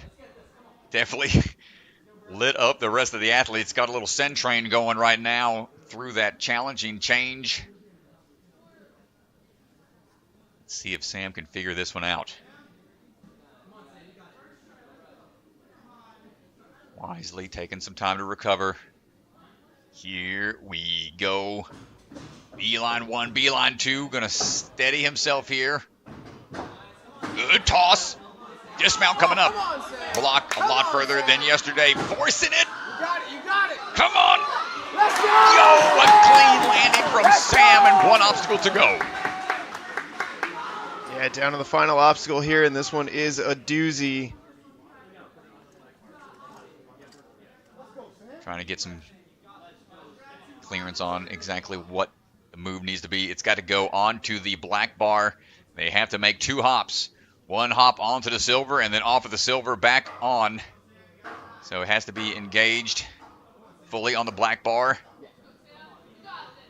This is G money. This hold was made by Matt Bradley. And a little door stopper throw. It's a little further than it was yesterday.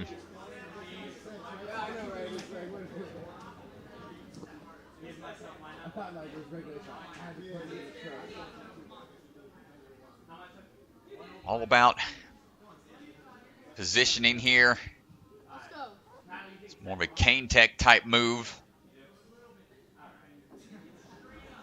The bar that leads to nowhere. You got to time that launch really quickly to fling yourself to the next track.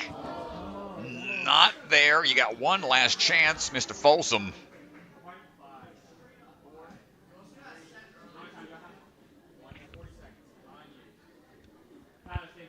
Here we go. 40 seconds to go. He's looking over it. I think Tyler getting some advice. Big move. Trying to underbar tech and not quite there. Really impressive run from Sam getting through the revenge of Gaston. Yeah, he does a really good job. This is a tough one right here. But he's able, I mean, just holds on. There's not much to hold on to there. And just a good dismount. It's almost like the sliding bar, pipe slider dismount tech. Want too much of a backswing, got to go hollow body. But ready to go right now, Luke Bergstrom. Standing by. Ready for his run. Coming out of the grip ninja. Luke smashing courses left and right. Let's get through this one. Coming up and through.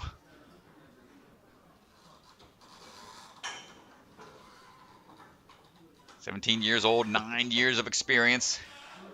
Bergstrom family runs the grip out there in St. George. Stride our way across. Gets that first cradle, no problem. Up and in, going for the backwards toss here. Quick little peek over the shoulder. Out and around. Couldn't get on the first try.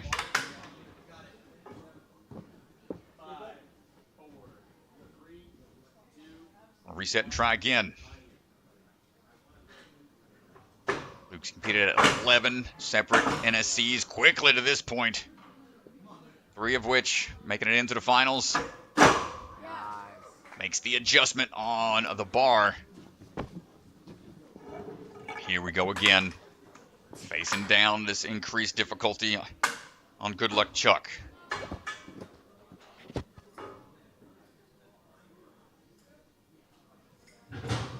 Decide to go to the 1. And dial in. Nice job. Everybody's really starting to get a hang of this one. Just a little faster than Mr. Matthews.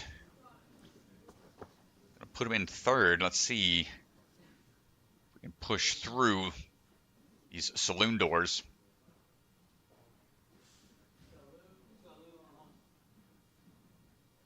Try to keep that Lachey going straight into it. My goodness, nice job, Luke. What's it going to be for the dismount? Going for the force. Pushing open those saloon doors. Clean dismount there. Time to cash in on G Money. Yeah, he's got just a little under 2 minutes to go.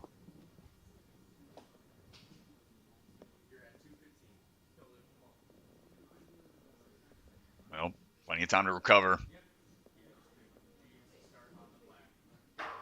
Hopping up. Has to be fully engaged on the ring. Slide and toss. Not quite going to get it. Mistimed it. The lower you are, the more it could potentially help catapult you, launch you upwards. But you do run the risk of what just happened, sliding off without timing that full power, that transfer just right. Try number 2. Didn't get it. 3rd and final chance here. In comparison to yesterday, they were allowed to jump up to the bar, on the black bar, remove the G Money hold, and then go down the silver line. But with this move, you don't get the same kind of prep on your swing to time it.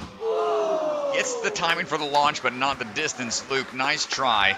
Put him into 2nd place right now.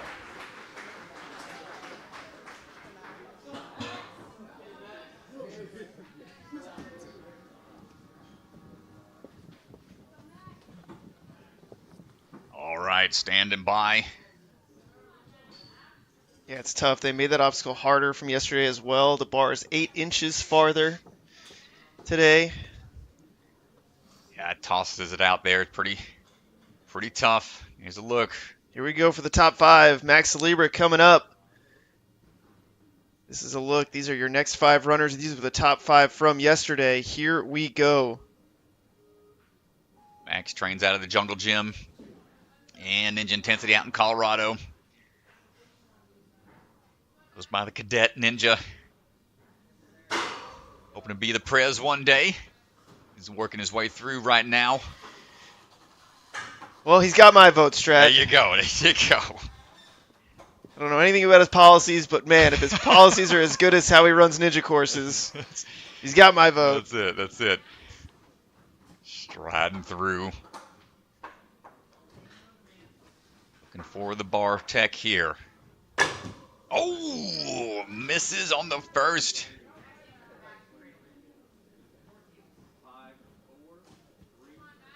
I'm going to take a chance, take a second here to recover, but not much. Waits for the reset time to expire. Get right back to it. Good throw. Now just needs the turnaround.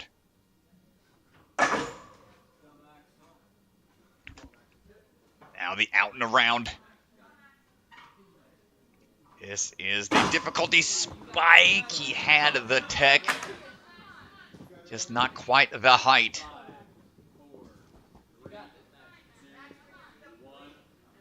One last chance for Max.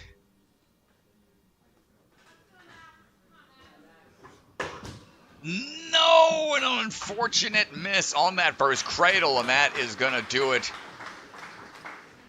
Quick to that point, 9th right now, but with still 4 more runners.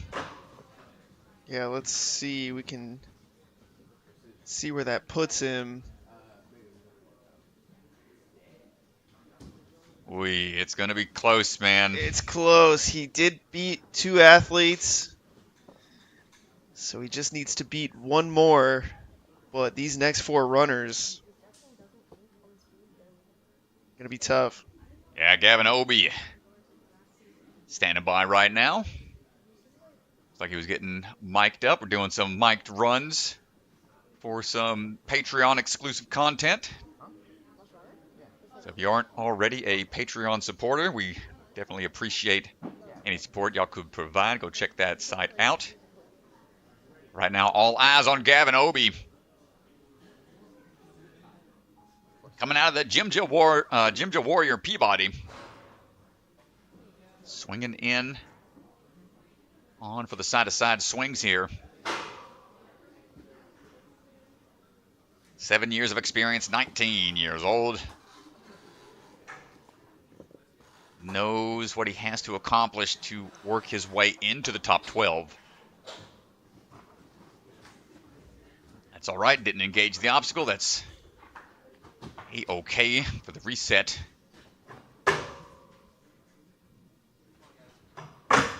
Time for that boomerang drop back. Look like we're going to just trust throw back. Nice job. It's a little off-centered. Not going to get it on try 1.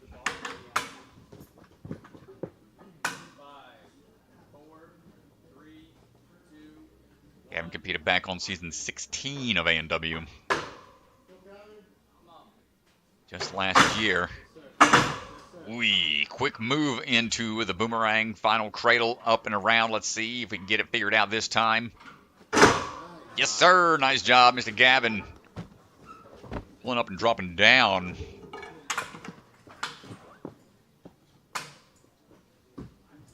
Here we go, going to make that throw. Gavin's so locked in right now.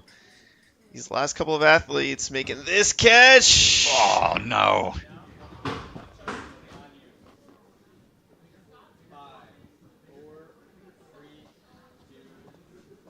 Man, oh, man, this is tough. It's going to put him in the 9th right now. So far, so good on the chuck drop. Bookend in hand, nicely done, able to salvage it. And well into the leaderboard. That's going to secure him a spot into the speed round. But we're not done. All these points add up. Oh, a little bit of a foot tap. That was incidental. Not on purpose, so it's going to affect his moves a little bit. But he is looking unfazed until I said something. Oh, man. Almost had it.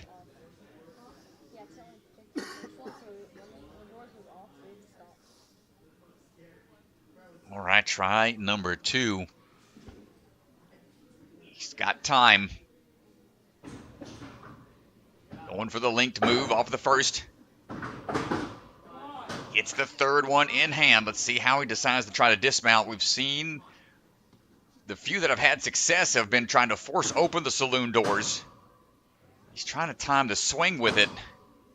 You can see the slopers start to have him try to reposition his hands and re-grab, but when they're rocking back and forth like that, just testing that grip strength more and more.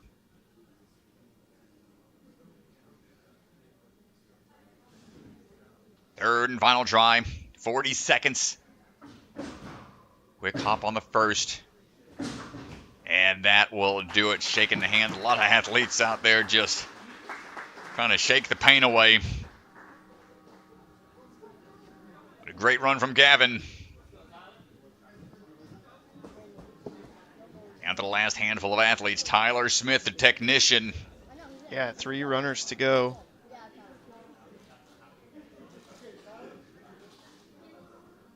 Well, this might be one of the more technical courses and combination of obstacles that we've seen. Might be right up Tyler's alley here. Let's see what we can do. A little shake of the head there. Might have tried to link on that one, but it's okay.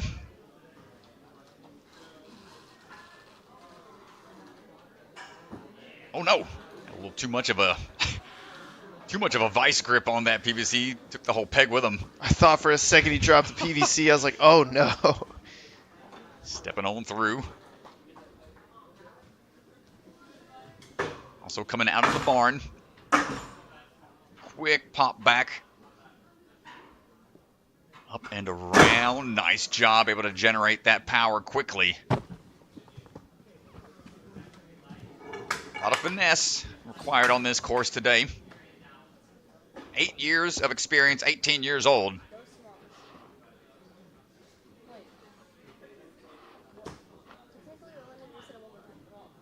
Here we go. Good luck, Chuck. Looking for the drop. It's the first one in hand.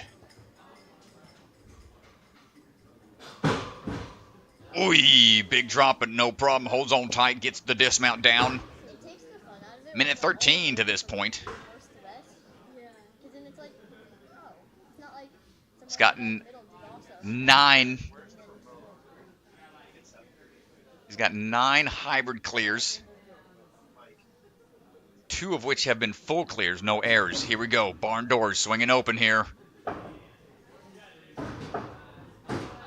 Oh, can we figure this out? He's trying to center up, find that pivot point here. This is what he did yesterday. Yeah, it's exactly what he did yesterday, and makes it look just as good as he did yesterday. Heels hovering on the edge.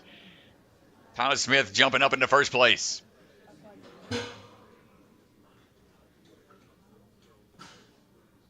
Now, G Money. Can we find the timing here on the descent? No, a little bit too much. Tried forcing it forwards. By the time he wanted to try to kip into it, he was already out of runway. Try number 2. A big kip. Pings off of it.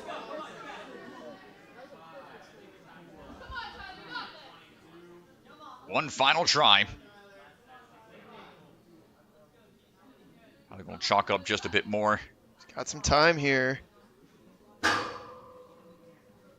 Hopping on, and a big underbar tech, and couldn't quite get the distance. Man, he hit it again on that attempt. Well, great run from Tyler. Let's take a look at these 3 attempts right here. This is the first one. Feeling it out here, gets a good hop into it, slides, doesn't get his feet up, keeps his feet low. You can see here on the second attempt, he decides to make the adjustment, more of an underbar approach, gets his feet up nice and high, hits it, and then here on the third attempt, same thing, follows the same strategy. Tries to get his feet high, maybe a little bit too early of a launch. It's hard to tell. I mean, he looked really good there. So close. And, oh man, another rough run here in the hybrid. Jackson Erdos standing by. Wiping off the shoes, making sure everything's all good to go. 17-time competitor here at the NSC. 10 times making it into the finals. As we stride our way through, just coming off of being the lead designer of the Gravity Forge qualifier just a couple weeks ago. Coming off of 2 first-place finishes in the previous qualifiers, trying to add a third to the books. Keep that streak alive. Jackson stepping through. Hopping into it, no problem. Trying to link all these moves, making short work of it if we can. Out and around, nicely done. Jackson always rocking the 988 You Matter phrase on the shirt. Bringing awareness to that suicide awareness hotline number. Need to talk to somebody, folks. Definitely give that one a call. But here we go, dropping into action off Good Luck Chuck. Good grab on the bookend to transfer on through, and that's going to be a good time for him to move into the top 12 without any issues, putting Max Cebra onto the bubble with one more athlete to go.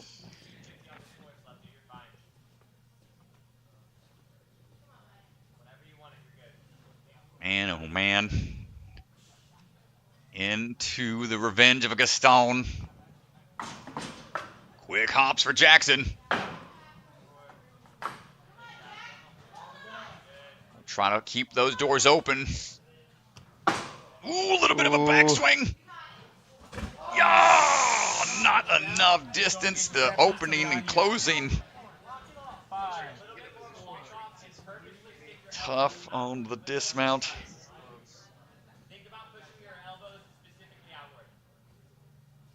See if he decides to change his tech at all.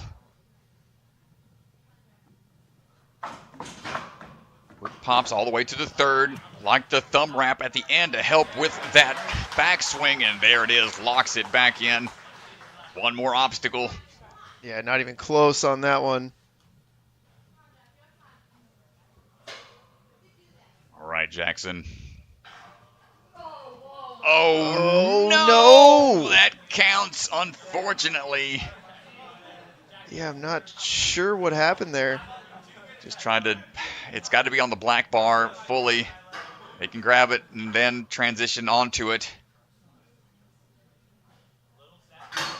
Popping down. Ooh, good try. Gosh, look out. Hunter almost getting taken out. Hunter's a professional. He'll be all right out there, everybody. Third and final try for Jackson.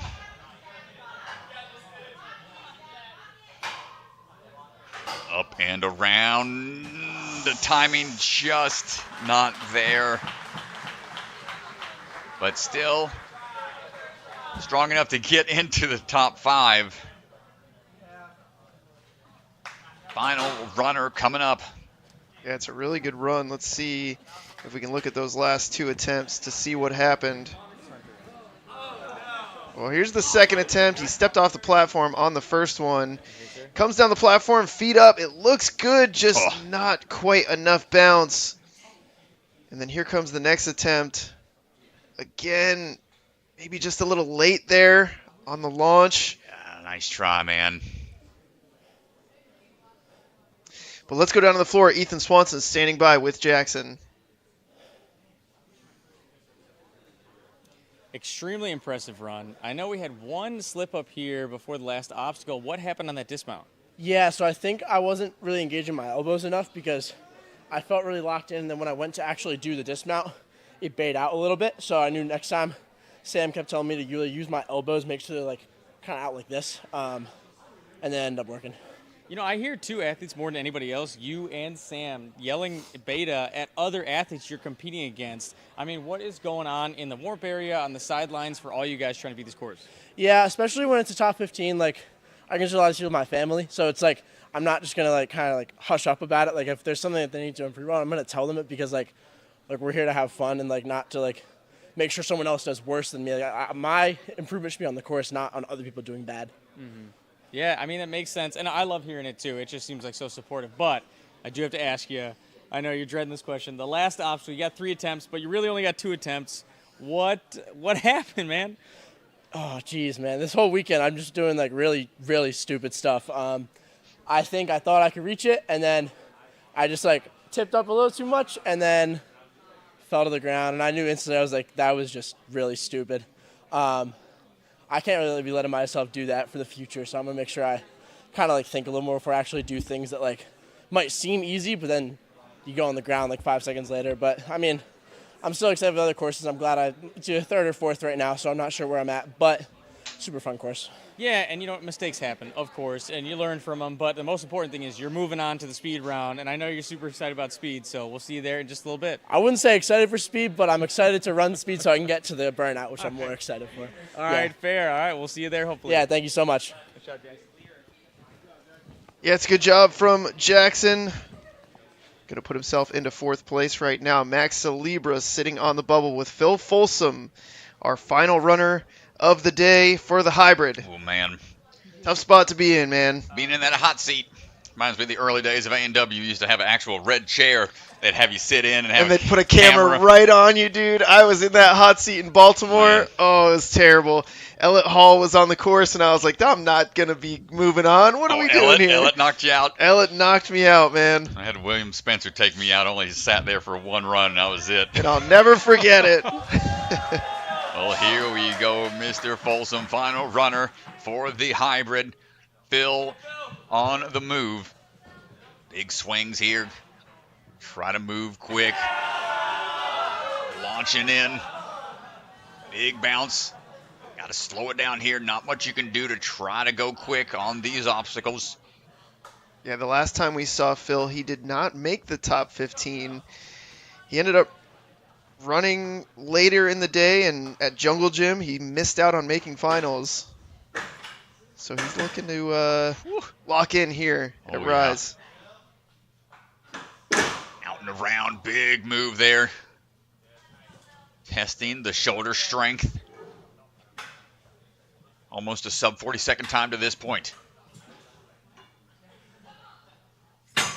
No time for breaks. Going to go ahead and grab that first set of dropping chucks. Time for the bookend. Grab one, then two. Sliding down. Did get there fast enough. So he's going to be in the top 12 to move on to speed. But he wants more. Potentially looking to try to get into the double digits for podium placements. Got 9 podium finishes throughout his NSC career. No! Misses again.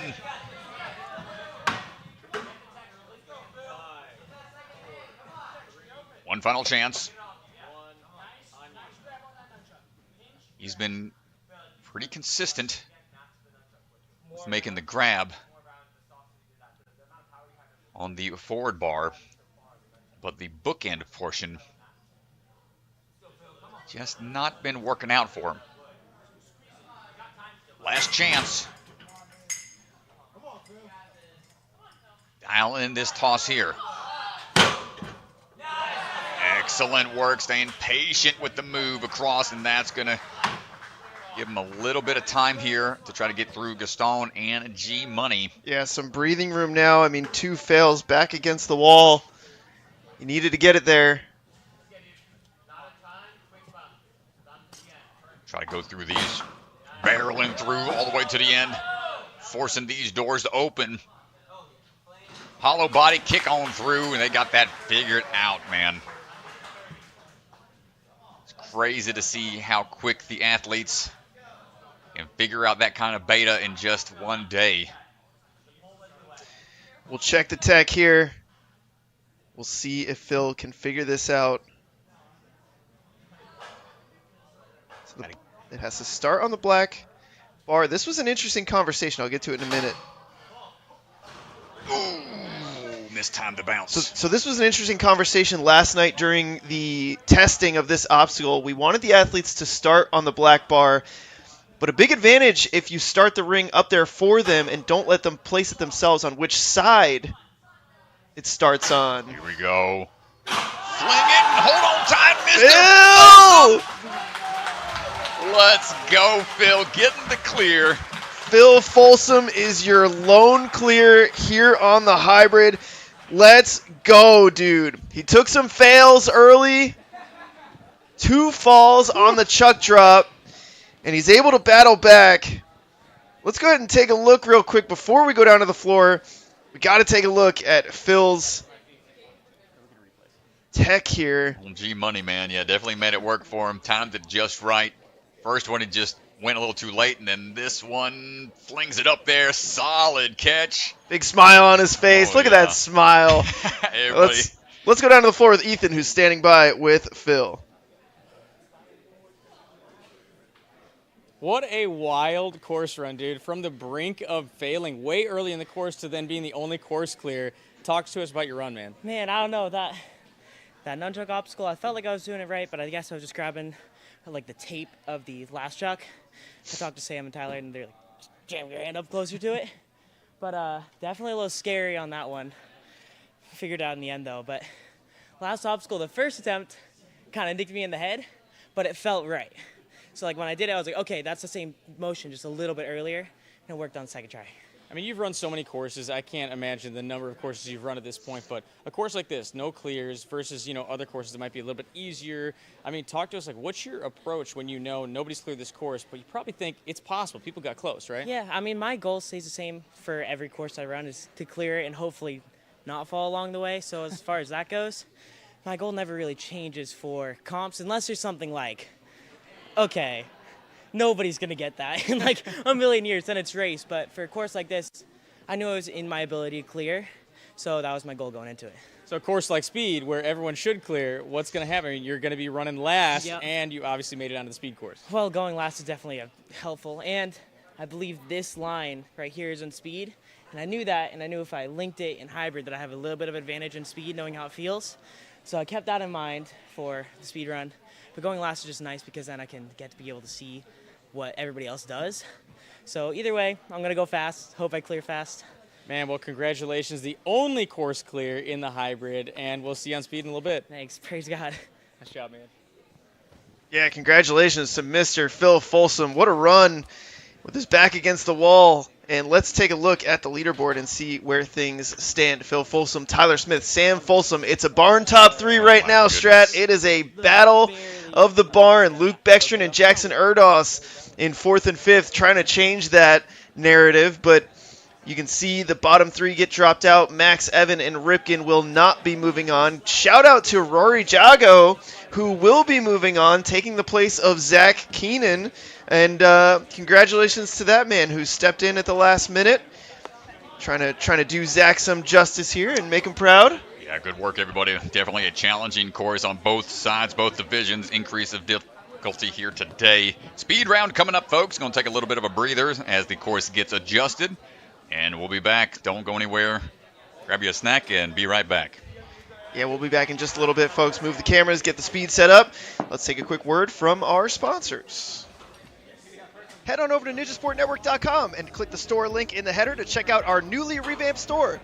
We've got all kinds of great products, t-shirts, hats, sweatshirts, blankets. They're a big hit. The holidays are coming up, just saying. Also, I have a baby to feed, so please buy something. NSC merchandise available now on our store.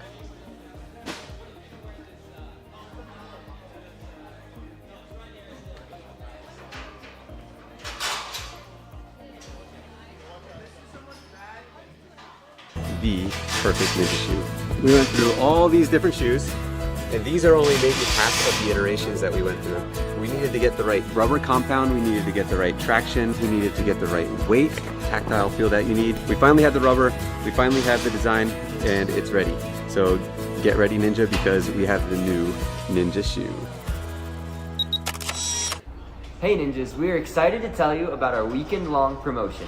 To celebrate this NSC weekend, we're offering a special where any order over $25 on the Bucket of Chalk website will be entered to win a golden ticket. The golden ticket winner will receive a Bucket of Chalk rodeo rope as well as covered registration for the upcoming mini bucket competition, whether you've already signed up or you're planning to in the near future. This youth competition has 4 divisions, allowing anyone 13 and under to experience the excitement and thrill of a Bucket of Chalk competition. The event will be held here at Ninja Intensity June 7th and 8th. Good luck and happy chalking.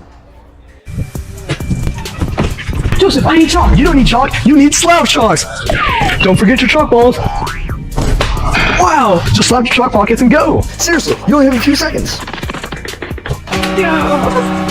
But what about me? I got you. Whoa! Thanks to Slapchalks, I was able to save time on the course. Just use code NSC20 at slapchalks.com at checkout, and you too can save $20. By the way, how'd you do that trick earlier? Magic. That's pretty cool. Wait, I'm you. And you're me.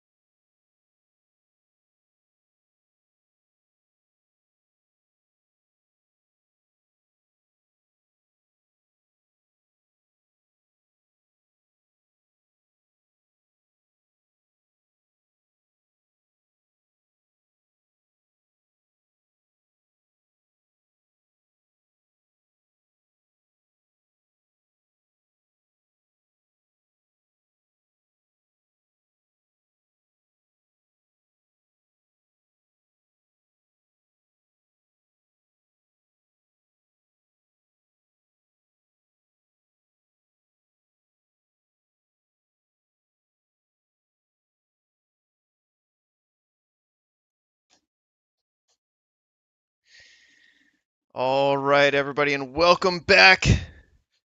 We're going back down to the floor, getting ready to get our next wave started here.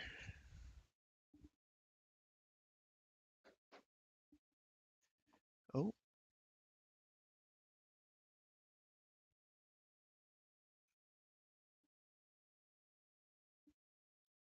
All right, everybody, speed round time. Get all the cameras in place, audio up and running. Rules going to be on display here in a second. Give y'all a breakdown of how things go. If this is y'all's first rodeo here, speed round is just that, all about the speed. If they miss an obstacle, the retry system still in play. You'll be able to reset back at a certain point to try that obstacle again. But now it's, instead of the top 12 moving on, it's going to be the top 8. So they'll have the scores combined from the hybrid and the speed in order to move on into the burnout round. So the number of fails do not count against you, but it is essentially a time penalty. 5 second, excuse me, a 10-second, usually a 5-second reset time for the speed round. We'll get that updated in the top left portion of your screen as well. Most speed rounds only take about 30 seconds to a minute. This one seems to be stretched out a little bit more throughout the gym. We'll see if the athletes can get through in that time period. Generally around a 3-minute time mark for them to get through as much as they can. Anna MacArthur is going to be up once again for the speed. I had to rearrange our cameras. You can see got a long lache line, a couple of big swing moves. How fast can you get through it?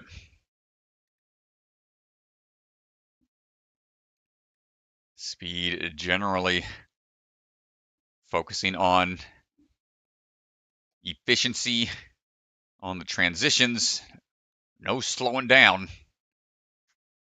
Unlike we saw in the hybrid where you want to take those breathers, you want to take a break before going. But here we go. Anna MacArthur going to lead the charge here in the speed round.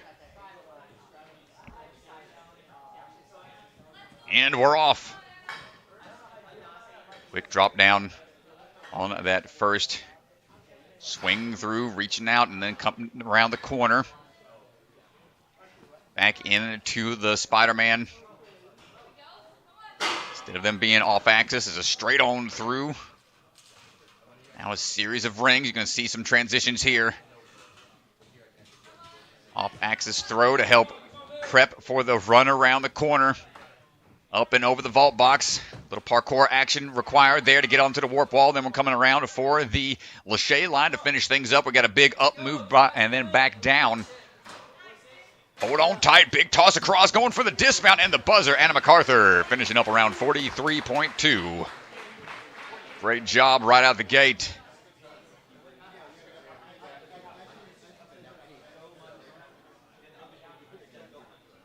He's going to go quick here, folks. And now it's all about getting into that top 8. Down at the bottom of your screen, you'll see the leaderboard. Position the athletes got in their hybrid round is the H. The S, of course, for the speed. We'll see how it all shakes out. Caitlyn Bergstrom right on the move. Also a parkour athlete. On the World Chase Tag Team. Oh no! Caitlyn misses a handhold on those handles. Have to adjust and try again. Gets pulled through that time, moving into the next lane over here. Getting that lane lined up, going for the next few laches. Oh, and misses on the off-angle Spider-Man. Team's jumping back in, trying to steady everything down. Caitlyn trying to get the swing built up again. Tough to get the tech just right with the side-to-side swings. Big leap out, going to skip past a couple of rings at the start, trying to do some big kickbacks.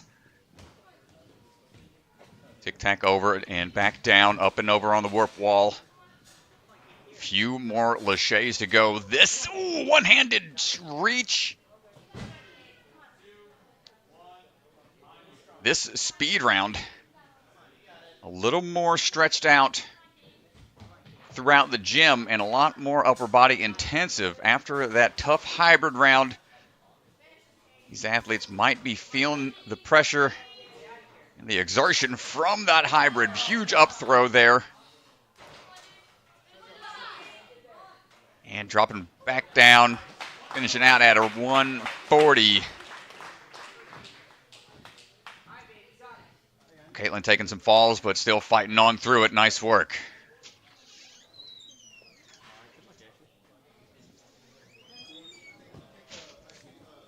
All now is going to be Ashley Bergstrom stepping up.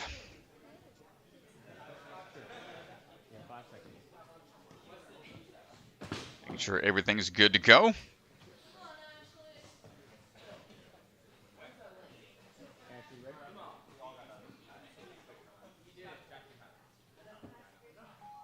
And here we go. Ashley Bergstrom striding into action. Line up for this toss. No problem on the first throw. Get that swing built up enough to ensure we don't need any extra backswings on these moves. There we go. No problem. Looking for the ring. Transitions, just needs 2 in hand. Oh, no! She tried to go for a quick dismount, utilizing the pillar, which is in play. Kind of off-axis jump. Threw her swing tech off just a little bit, but lines it up for that retry. Up and over the vault box we go. See the other athletes hanging out in the warm-up. Oh my gosh, okay, at least there's a foam pit there. Little dust on the shoes. Up and in we go.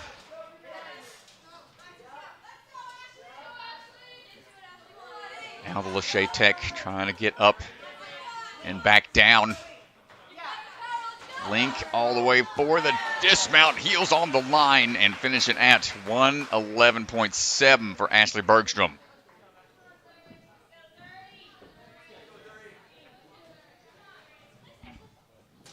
Up now, Zuri Harrison.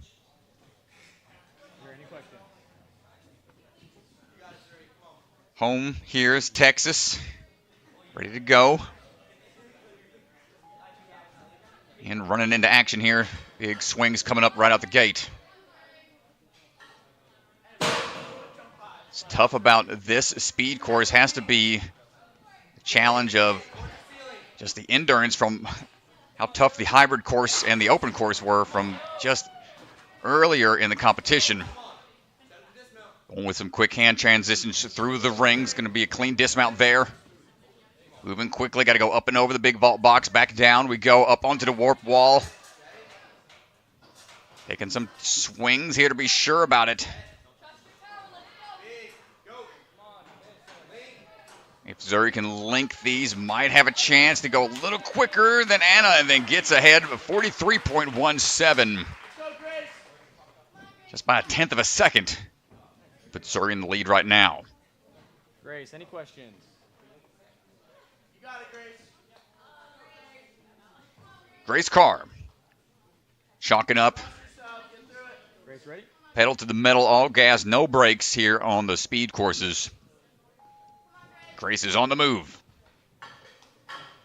Ooh, no, tried to go for a strong throw. It's only 5 seconds, Grace. Relax. Just missed. Time to the launch. Need a little bit more momentum. Gets it on that one. Quick pullback, making sure the hips were up high to get the momentum built up immediately. And these off-axis swings just throw off the athletes enough to switch up their tech. I like that, jumping out sideways to prep for the dismount. Jump up, Grace. Jump up. Up, over, back down into that warp wall run up. Come on, Grace. Go. Hold on tight. And keep that swing going as we can build up that swing as fast as we can. Up, back down, and just under a minute. Race card 55.17.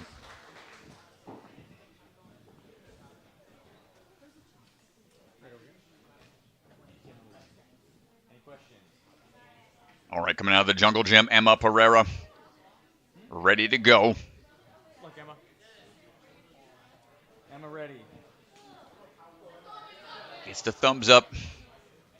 Course is set, and we're off. Swinging through, taking an extra backswing to be sure about it. Seen a couple come up short on that throw.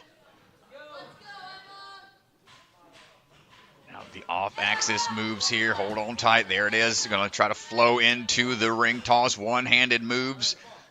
Good transitions. As we sprint on around the corner, open over the vault box into that warp wall. Make sure the footing's there for the jump up to the bars. There's we got to see. Come on, Emma. No, the transition over. Just missed the bar.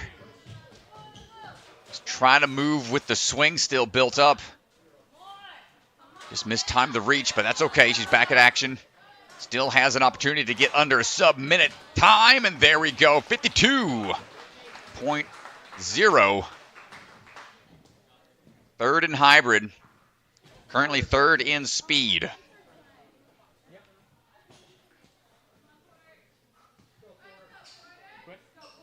Porter Fagnant standing by.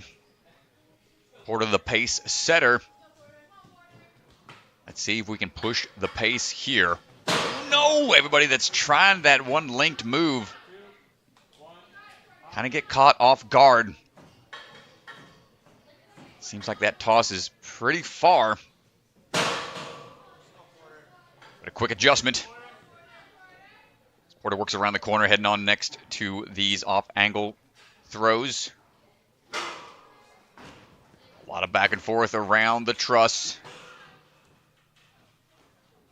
Oh, a quick swivel of the hips on the backswing, able to adjust the direction she was going. Up on the warp wall. Mini half pipe attack. Catches high, needs one more big swing. Dropping down right around 53.6 seconds for Porter.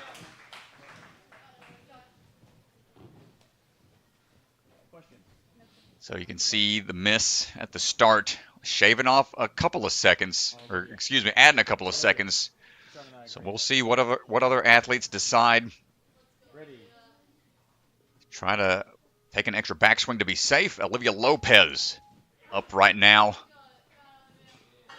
Goes and gets it in one. It's a huge move right there to start things off on the speed course.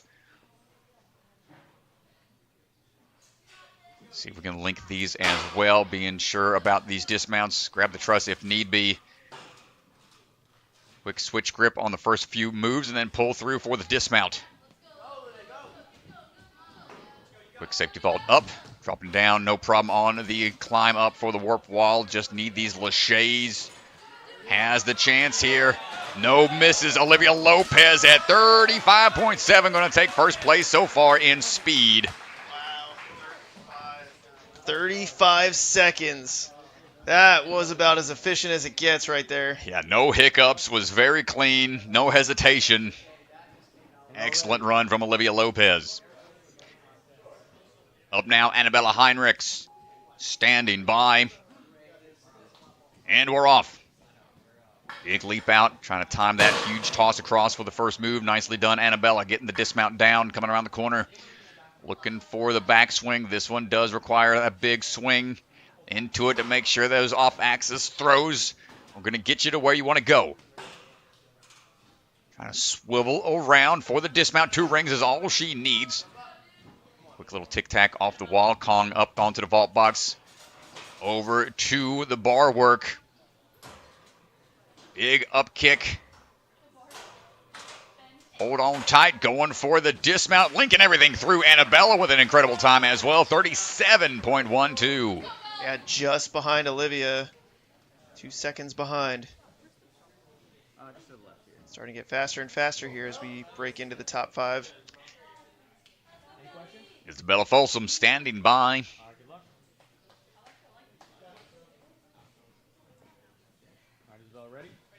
Speed round.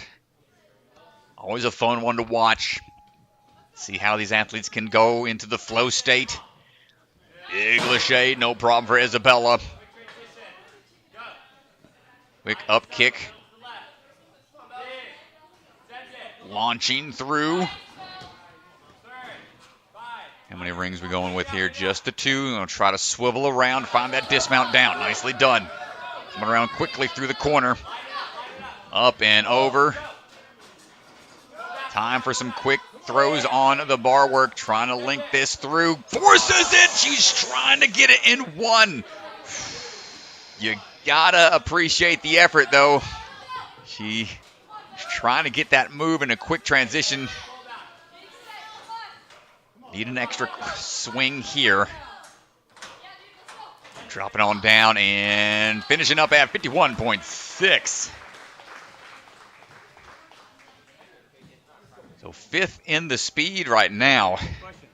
Still first from the hybrid. Pretty strong showing there. KK Andrews ready to run. Take a backswing here to be sure about it. Hopping up. Huge up kick. Back and forth we go. Good one-arm dismounts now, leaping right into the ring crossing. Finding the footing here, up and over the vault box. Quickly up and over. Let's see if we can get the height and time this pull. There it is, gonna link it all through. And 35.9. Woo! Great run from Carrington. Down to our final athlete, Nora Brown-John.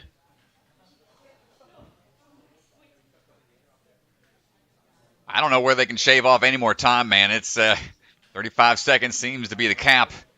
Yeah, Olivia was so efficient and so smooth. Pretty much linked everything. No extra movements. Nora Brown-John on you. Let's see what we got. Linking everything through right now on the start.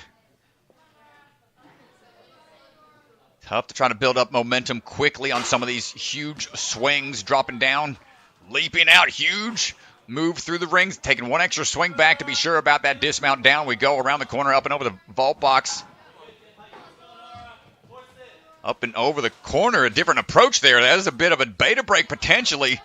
With the swing tech, let's see if we can do it here in under 35 seconds. Potentially going for a big dismount. 34.02. So Nora finding a shortcut within the, I want to say within that line. Yeah, so that's going to be our fastest time on the speed course. Let's see if we can pull Nora aside and chat with her real quick. Let's take a look at the leaderboard, where things stand after that speed round. Nora. Yeah, just able to shave off that 1 second from cutting that corner. You okay? Here we go. Let's take it down to Mr. Swanson. They might have had a bit of a rip on the hands or something. But let's take it down to the floor and hear from Nora Brown-John. 34 seconds, fastest time. Right before your run, Strat was saying, I don't know if we'll see sub 35, and then you proved him wrong. Talk to us about your run. I think everything went really smoothly except for the rings. I kind of got a little bit hung up on my line there. But otherwise, it felt really good. I know, I mean, especially on the last obstacle, a little risky going for all those links, knowing that it takes so long, so much energy just to get back to that starting platform. Does that affect any of your decision-making before you run? Not really. I just know that if I take a fall, it's okay. A bunch of other, it's okay. I think I can make up time on that. But that lachey up, it was kind of tricky. It was hard to see. I kind of just went for it and hoped it was going to be there. Yeah, I mean, it definitely was there. You made that look clean, and especially some other amazing athletes missed that link going up there and then had to take that reset. But you set yourself up really well going into the burnout course. How are we feeling? I'm feeling pretty good. I'm excited to just get planning and plan out all the moves on it. Yeah, and I know you said right before you came over you cut your hand a little bit. Is it right here? Okay. It doesn't look like it's going to affect your burnout, you don't think? No, I don't think so. I think it'll be okay. Well, we are very excited to see you there soon. Congrats. Thank you. Nice job. So a nice job from Nora Brown-John. Here's a look at the leaderboard. Nora Brown in first place. Olivia Lopez, after that really good speed run, pulls her from 6th into 2nd. And then Annabella Heinrichs just consistently 4th place in hybrid and speed, puts her in 3rd overall. So there's a look at your leaderboard right now. Remember, only the top 8 will move on to compete in the burnout course. And so now we'll move and get things ready for the men's runs. A great job, everyone out there. The men's division getting ready. Rory will be our first athlete to go. And Rory Joo getting ready to go as they are changing a few things out there for where that buzzer's going.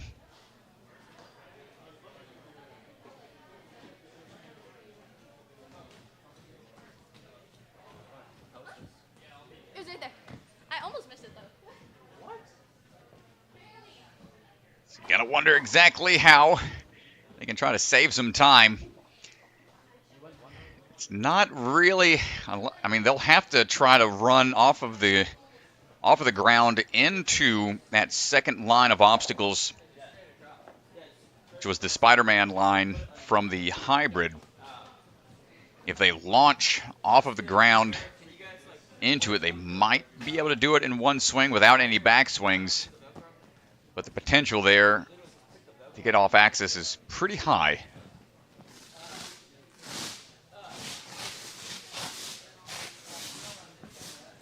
We got a little bit of time here. Looks like they're trying to cover up the line to where the buzzer's going. You're heading in the opposite direction. Going through a little bit longer of a line, I believe, on the tail end. Thanks again, everybody, for hanging out with us today. Got anybody in the chat you want to cheer on? Feel free. And also, folks, that San Dimas fire, tore through California, unfortunately. I had a family from one of the athletes that have been a competitor out here. They lost their home. They lost everything out there. Thankfully, they are safe. They were able to evacuate in time, and they're A-OK. But they really need support financially from that disaster. If you got anything you can spare, check out that GoFundMe that is currently going on. If you need more information about that, please email Ninja Sport Network. Find out more about that fundraiser that's currently taking place. So big tragedy out there from that fire.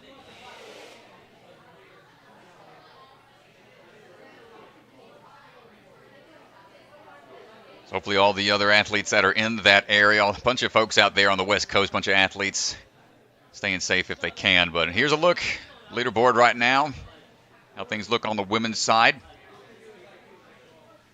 Brought to you by the Bucket of Chalk.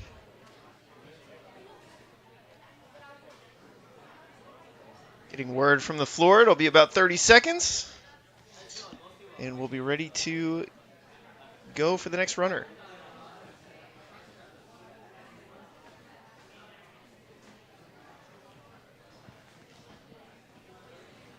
All right. Rory jumping in the last second. He's hanging out with the other Canadian athletes. And due to the injury from Zach Keenan and the hand injury that he was getting checked out. Yeah, we talked to Zach this morning. He was smiling. He was in good spirits, but just looking at his hand, a little bit swollen. So just didn't want to risk it today. Smart move, man. Take care of your body. Yeah, going to get it checked out. So I gave him a call and just went over the situation, let him know Rory was going in, and they said they were actually on the elevator with Rory this morning. And I was like, yeah, make sure you're rooting Rory on. He's he's moving in. He's like, oh, cool. We were in the elevator this morning with him, and it's pretty funny. It's funny how that works out sometimes. Yeah, and Rory, cool to see him move past the hybrid. He's here in speed.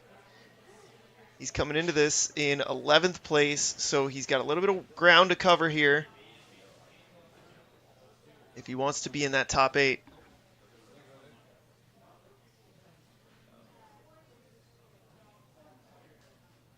Yeah, this new knockout format, man, it's so stressful.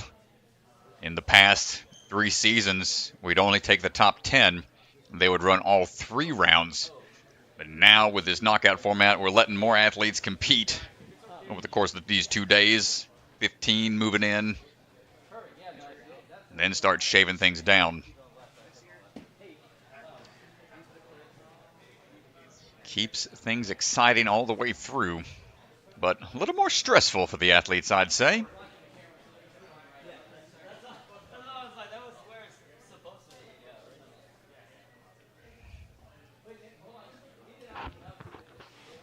We are almost ready.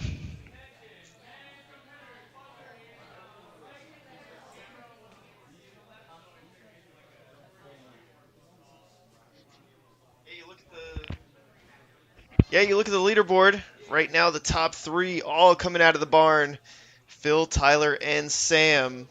I mean, they're always dominant over these last handful of comps, man. The last few seasons, they're just always on a tear.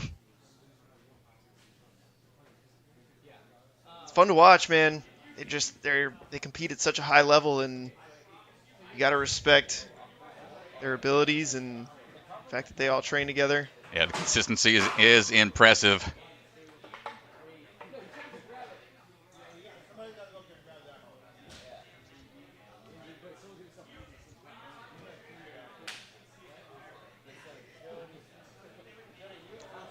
As we are still waiting around, getting ready. We'll be back in action in a little bit, folks, for the next qualifier. We've got a week off, and then we'll be right back in action, going down to Motive in South Carolina. Y'all are heading out that way. Definitely go check it out. I'm going to put a post together of some things to see, some things to do out there. That's my town. That's where I've been living the last 4 years, Greenville. Small city, but it's blowing up as of late. A lot of cool things around the area to go check out. Hopefully I'll have some time to go do some sightseeing around, hitting up downtown, Falls Park, the suspension bridge they have out there, Liberty Bridge. Some cool things out that way. Can somebody else stop this one and you stop that one? Okay, somebody on this. Jody, how quick can you stop? They're just doing some final checks on some of the gear, making sure they're doing the resets in that 5-second time limit as quick as they can.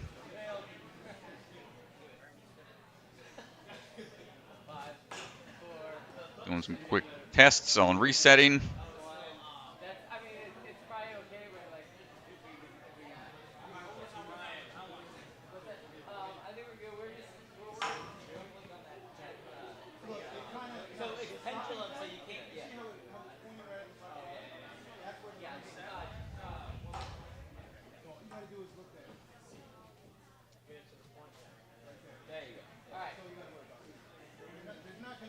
See the team out there hard at work. This is the Rise team out there on the reset. Andy, anytime you have these high-level type events, trying to ensure every moving part is going to be perfect for all the athletes. So they're just taking some extra time out there to ensure it's going to be good to go.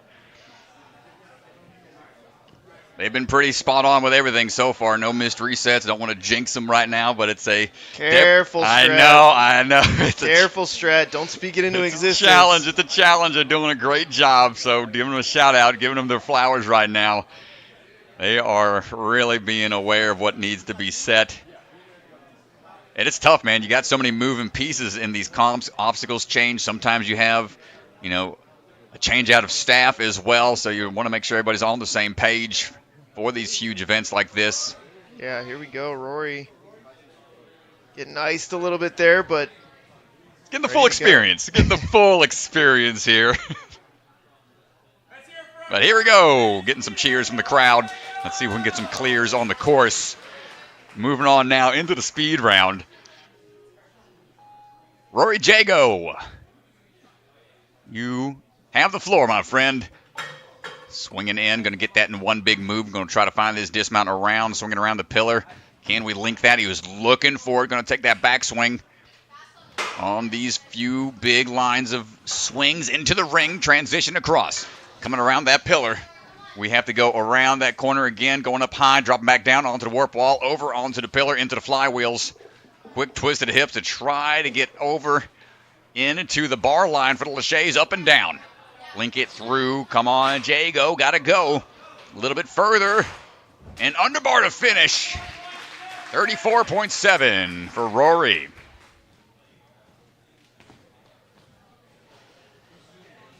So you see they got a little more ground to cover. Different direction.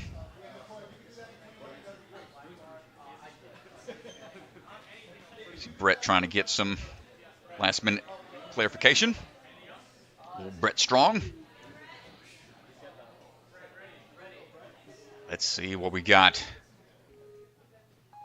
And on the move, Big jumps in. Underbar, gonna think about it, gonna back swing into it. Power through now. Kicking back. This is those first two obstacles gonna be the time splitter right there. See what else we can try to do to salvage. Quick moves up and around the corner, going back down. Nice little safety vault to dismount down. Going into those flywheels, going to try to turn it right back around over into the bar lane. Kick back hard, going to try to go up and back down, looking for the finish. Ooh, underbar tech and 232 into the foam pit. Exploding out of the foam. Nicely done. 32.5 for Brett Strong. All right, Caitlyn Bergstrom. Ready to rock and roll.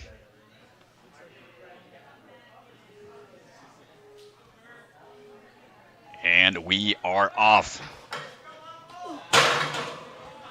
Caleb coming around that corner. Parkour, big setup at Jungle Gym. He's always running speed courses and all sorts of crazy contraptions set up. He is moving quick right now. Up and over, off the warp wall, into those flywheels.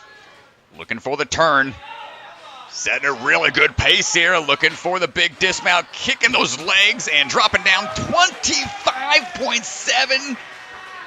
Man, oh man, I'm glad there's more foam pit to go after the buzzer because they are coming in hot. Yeah, he needed it too. He was 9th in the hybrid. Whew, man, that's going to be a tough time to beat. Linked everything in one swing. Jackson Polisek. Let's see if you can match that or go beyond. Home gym here at Rise. Good links through the first. Needs the backswing here. Quick twist of the hips. Pings off the pillar a little bit, but adjusts for the dismount down. Big in, jump into. Ooh, the ring's just missing. And they got a lot of work here to try to steady them all. And back at it. Good save, almost missing again with that trail hand. Coming around the corner. Back up and around. Throw and go, a little shy on that toss. Jody jumping into action to try to steady the wheels. Taking a backswing to be sure about this one. Now on to the Lachey line. And straight pull power here required. Dropping down 50.4 for Jackson. Took a couple falls, but fought through.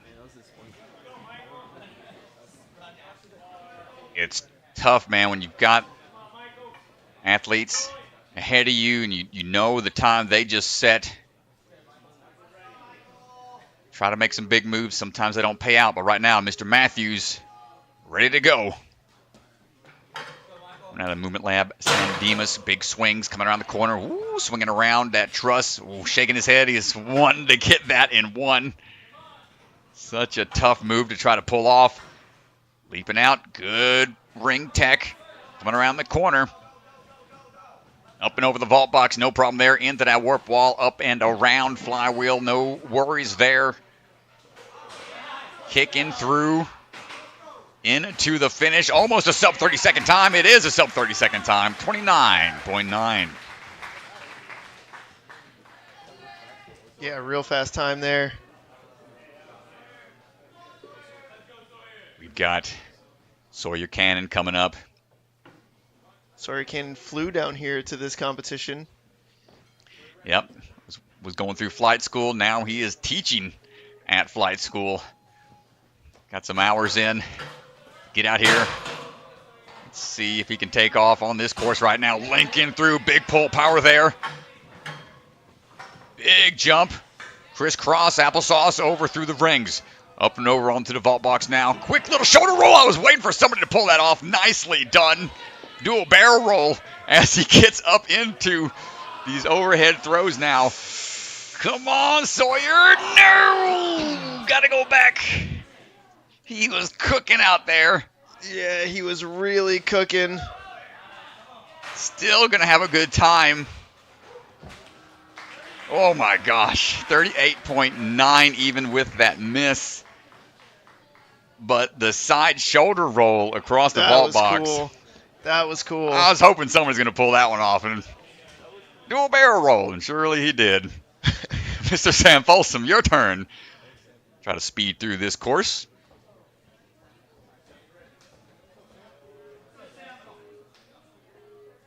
Standing by, and here we go. Up and in. Power through, pull on through. Fling yourself in one go.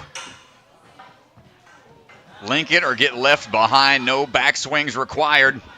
Taking the high road. Dropping back down, swinging around for the wheels. Oh, my goodness. Ooh, a nice little switch grip grab to help pull. Get into a good position. Time is going to be close. 24.7 by 5 seconds. Wow, 24 seconds. First place right now on speed. I talked about how he competed last weekend at our Ninja vs. Ninja local comp, and he was dialed in, dude. He was fast. Wow, dude. Just beating out Caleb for first place in the speed. Luke Bergstrom. See what you got. Moving through, one-hand dismount, no problem there. Try a big pull power, nice open-handed catch on that transition through that Lachey line. Quickly through, taking the high road as well, dropping back down. Up and around, pulling off to the side. Good, setting the hips back as we go through. Look at these pops and drops into that buzzer. Are you kidding me? 24.6. They are getting faster out here, man. I watched Caleb Bergstrom's run and thought, man, that's going to be real tough to beat. I don't know if anybody will be that efficient, and here I am, proven wrong. Jeez Louise, man. The quick tap like Lachey's, he's just lined up every time perfectly. Oh, look at that, Jody. Nice call, nice catch. Thumbs up from the reset team. Gavin Obi on the move. Good through the first line. Going to try to pull power here. Not going to get it on the first one. That's all right. Better safe than sorry. Rather take that 1 second backswing instead of a 5 second reset. Pulls hard to get through the rings. Up and over we go onto the vault box. Back down, run around. Here we go on the wheels. Wheeling and a dealing. Come on. Needs one backswing to be sure about it. And landing down 30.9 for Gavin Obi. Tyler Smith ready to go in just a second.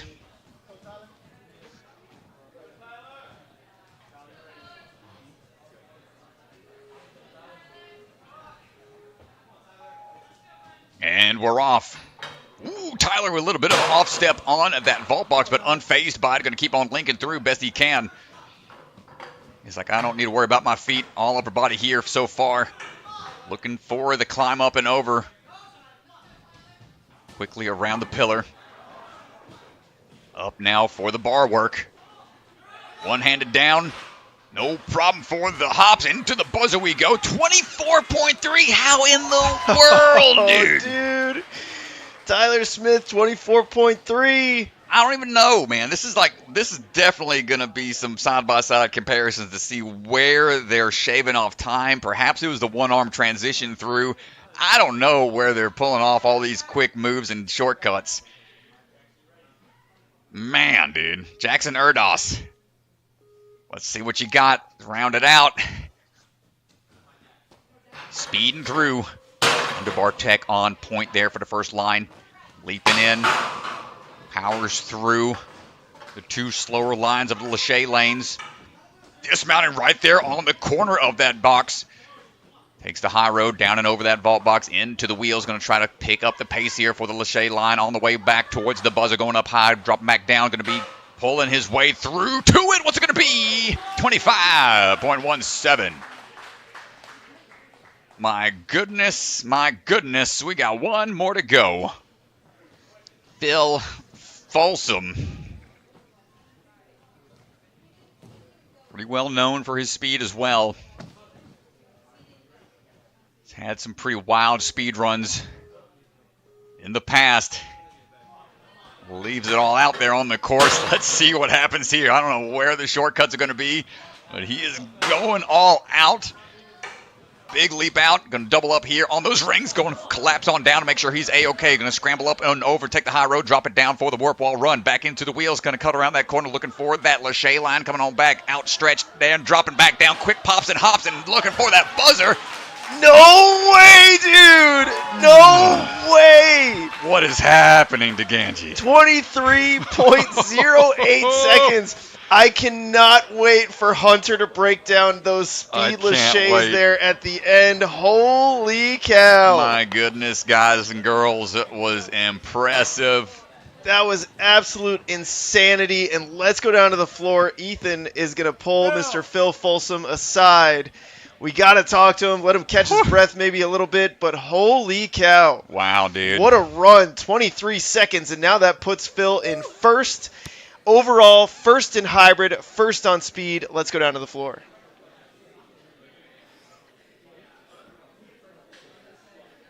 So with that run, first in hybrid, first in speed, sitting pretty good going into the burnout. Man, I've been close to a sweep before. And I've been trying to get it. I've gotten 29 points before, so that's my goal now. But besides that, speed went really well. Had a somewhat of a little, stumble right there. I was turning the corner, heard my friend Paul go, scurry, so I had to finish it up. But it felt really good.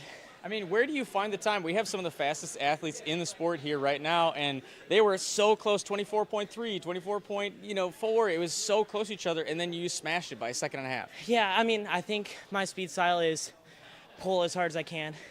And, that's where I make up all my time is pulling really hard and my transition time. Even with the little stumble right there, I was able to get back up and push it, which I think that stumble could also have helped me in some way.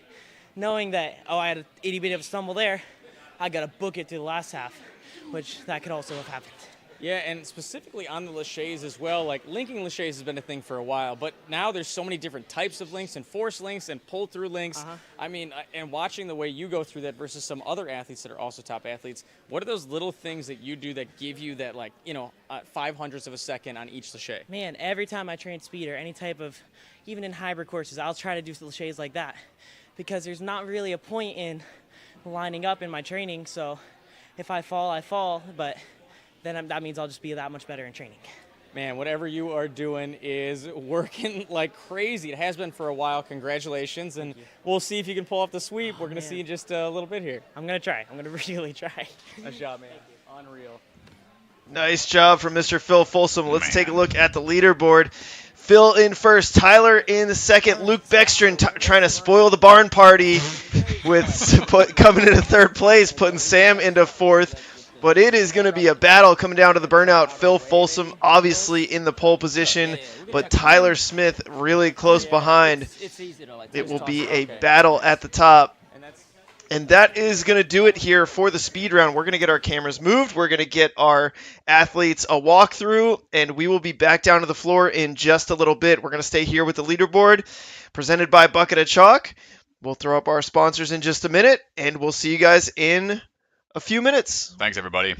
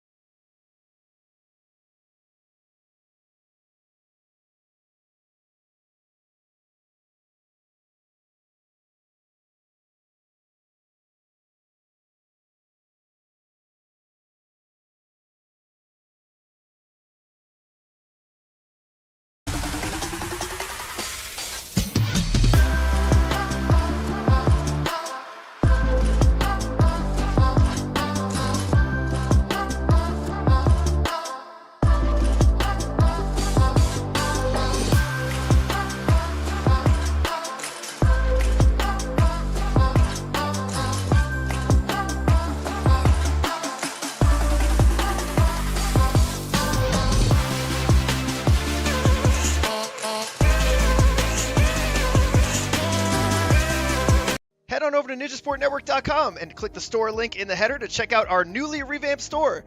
We've got all kinds of great products, t-shirts, hats, sweatshirts, blankets. They're a big hit. The holidays are coming up, just saying. Also, I have a baby to feed, so please buy something. NSC merchandise available now on our store.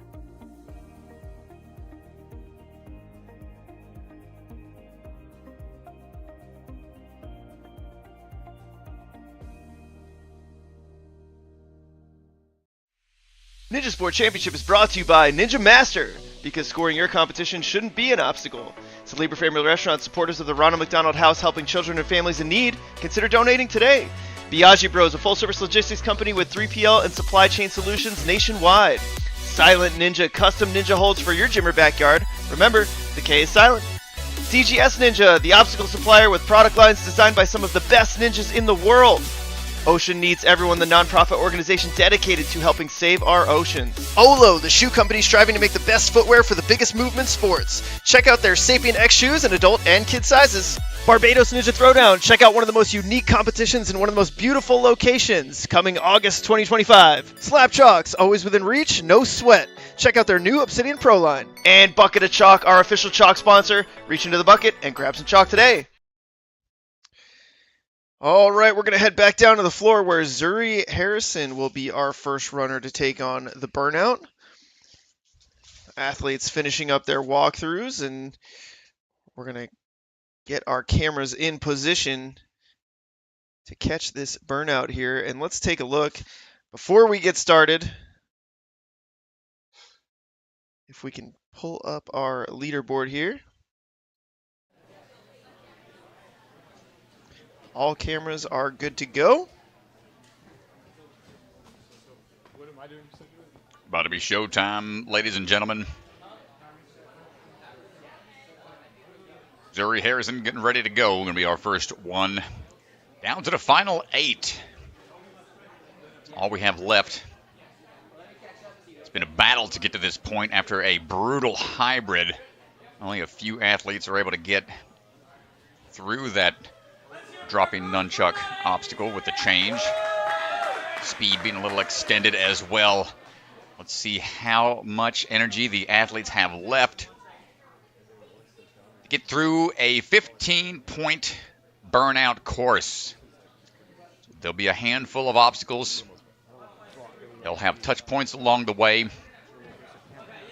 But there are no drop-offs, nowhere you can stop on the burnout. Zuri Harrison on the move right now. Be a few areas that they can chalk up at. The side-to-side swings here on the cliff ledges. Keeping a good rhythm with her swing. So essentially half one-arm pull-ups as you work your way through. Working on the ascent up and over into the light bulb lane. These overhead holds will rotate. Got to be careful. They are threaded. Now we've got to work up, similar to an Iron Maiden. Climb up here. Going for the rope swing. Trying to rotate into it, using that swing to help. There you go. Up to the top of the board before you're allowed to work your way back down.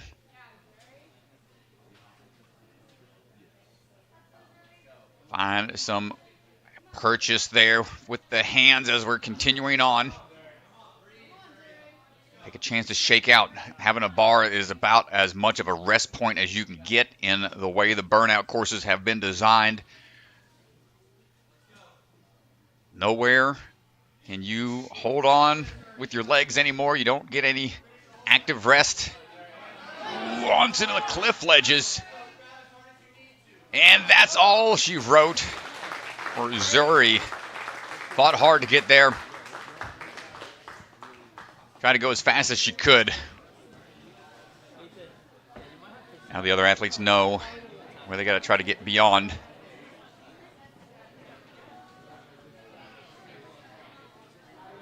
That's the challenge of being the first runner. Swanson trying to make sure everybody's ready and set. And no retry in the burnout. Once you fall, that is it. That is a traditional style course rule set. No second chances.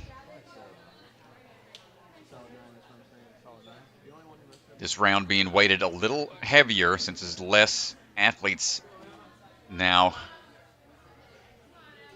Here we go. Emma Pereira coming out of the jungle gym. Working through side-to-side swings, going to steady her swing a little bit more. The more side-to-side you have, the more momentum you got to work against as you transition through.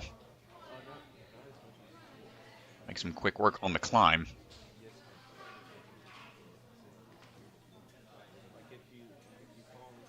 Now, you can see how those handles rotate around. You don't want to accidentally unthread those holds. Big pull up, quick double up on the peg. Climb up and hold tight as you work your way down. 2 hands at the top for a quick touch point.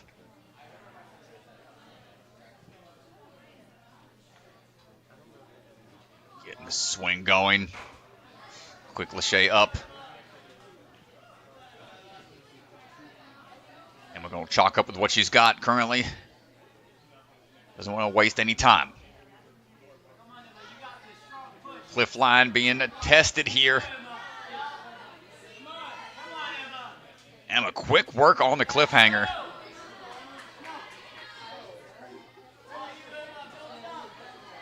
Kicking up, and I think we're getting close to the finish.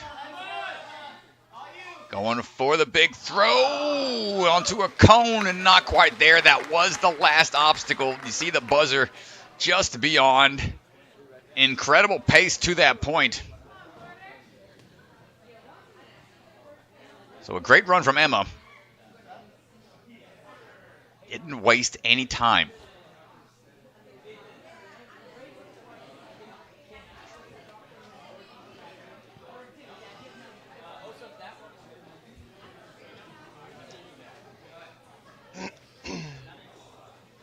All right, Porter, the pace setter, Porter Fagnant,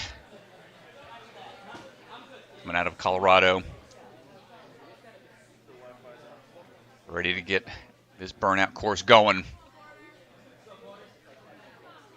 Monkey bar method. Across the first few moves.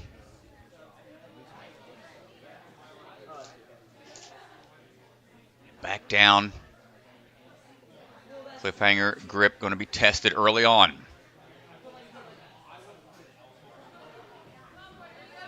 Keeping the legs up. Attacks the lower body deceptively. As we try to find that bar, it's going to give you a little break on the hands away from those ledges. Now over we go. On to the light bulbs.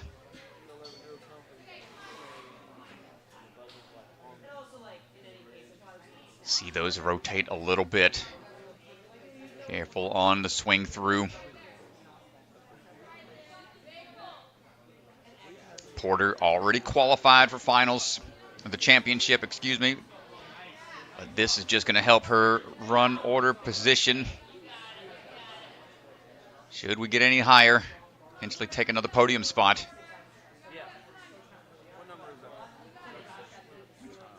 Porter shaking out a bit as we work our way down.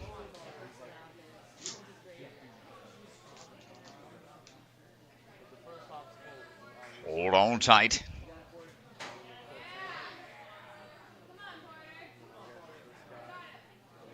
Shaking out a bit more.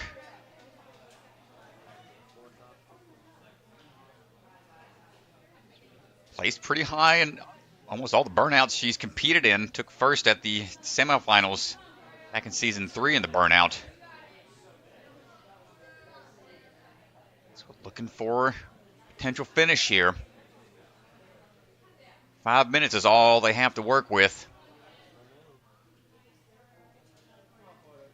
Just staying nice and steady here on her transition. Straight arms. Even shaking out on the cliff ledges.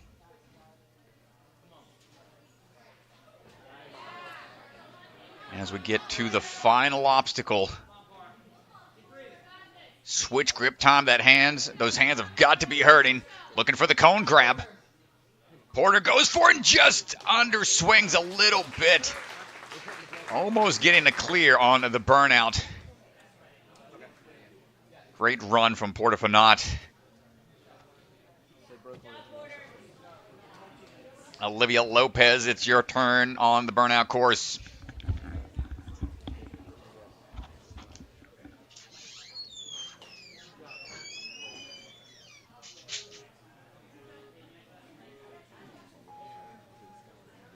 All right, jumping in. Hand over hand here onto the pegs.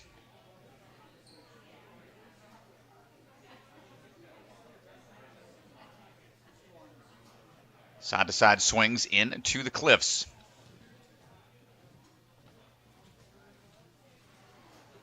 Good work on the climb up now.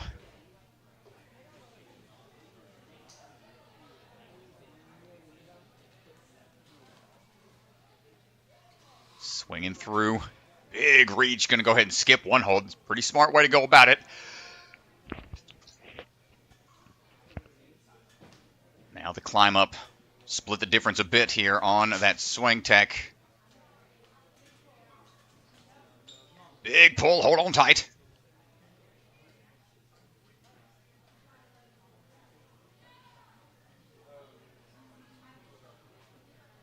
Now working her way back down. Where the grip starts to really burn. Trying to get to that bar to go back up.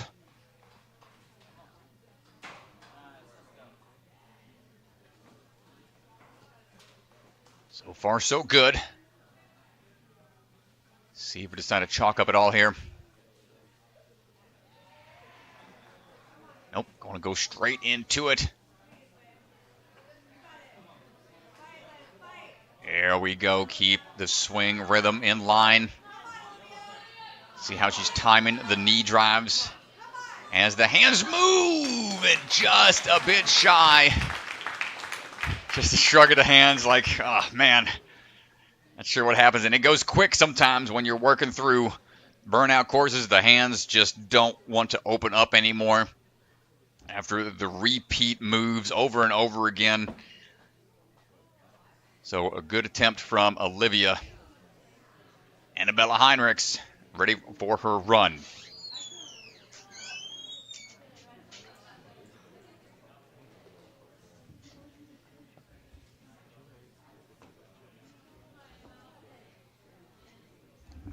Standing by. And we're off.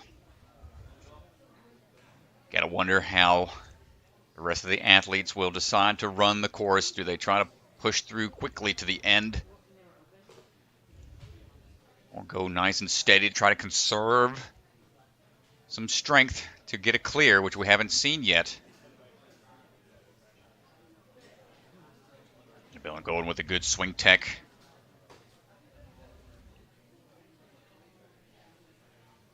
Just continuous motion. Shake out as you go. You don't want to hold on, stick around in one spot for too long.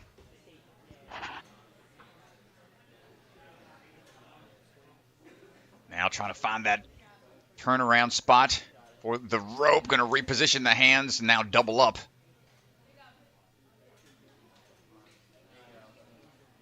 Just barely in reach, that rope.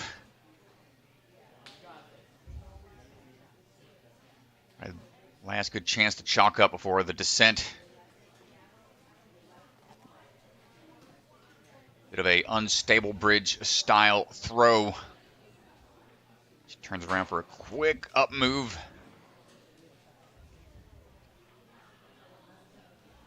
Hung up a little bit on that strap there. The hardware keeping the board in place. See Mr. Meeks over there. Keeping the athletes fresh with the chalk. Annabella not quite able to make the move, was fighting for it. Grip gives out on that second portion of the cliffhanger line. All right, Isabella heading on over.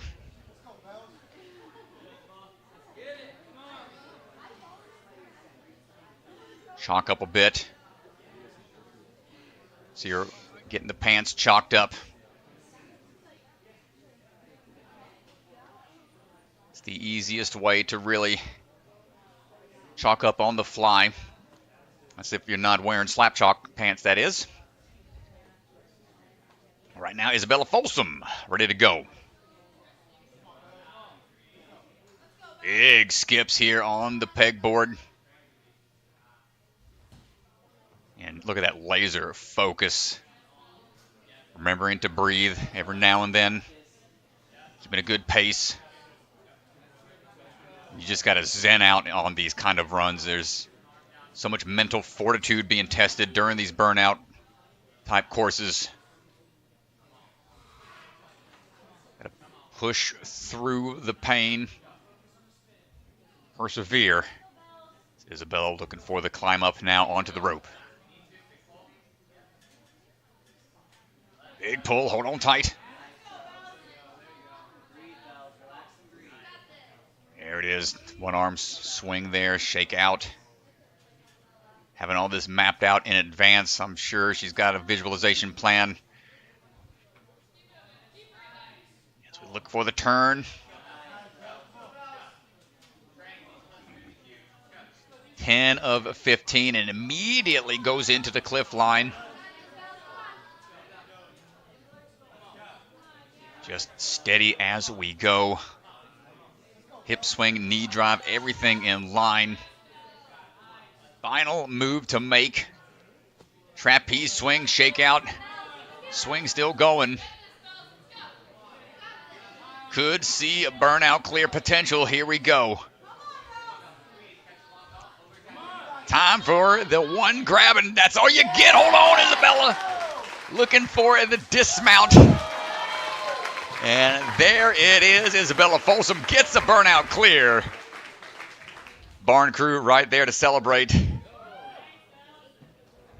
And nicely done. Just a locked in laser focus. Isabella smoothly through Yeah, burnout course. Let's pull her aside, see if we can talk to her. Burnout clear. Add another one to her list. Let's go down to the floor with Ethan Swanson.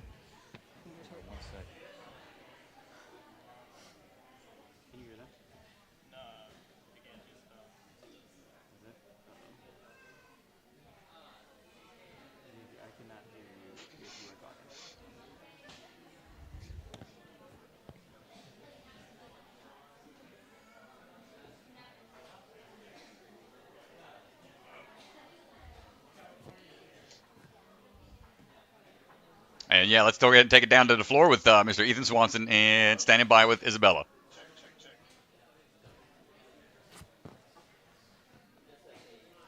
Burnout buzzer, burnout clear. I mean, we know how rare those can be, and I know we have a couple of athletes left, and you got a lot of familiarity with one of them. Yep. Talk to us about your burnout course and expectations for KK on this. Yeah, I mean, the burnout was super fun. I like the style of it. I like the nunchucks. I really love the bogeys. It's one of my favorite obstacles. So to see that in it was awesome. I really liked the pull up to the rope. I think the men's side of burnout usually sees a lot of cool power moves like that. The women's side, we don't see that as much. Mm-hmm. So for Rice to throw that in, love it, appreciate it. KK, insane. She's so strong. I've been training with her since she was a little kid, asking her on repeat when she turns 13 so she can start competing in NSC. And last season she did it, broke in, and has just been on a rampage. So as soon as we're done with this, I'm ready to watch her. Yeah, I know everybody is definitely for her and Nora's run, but for your run, I mean, you brought it up, that big pull up to the rope. We've seen other athletes getting it, but like kind of getting it, have to regrip, and you were like a foot high on that rope. Is that a big specialty of yours? I like pull. I mean, training with the Barn Boys, they like pull too. We love to do that, so it's definitely something we train. Well, unbelievable run. I mean, great weekend, and we'll see where you end up landing after these next two runs. Thank you so much. Nice job, Isabella. Well, excellent job there from Isabella. burnout clear. We don't see him too often.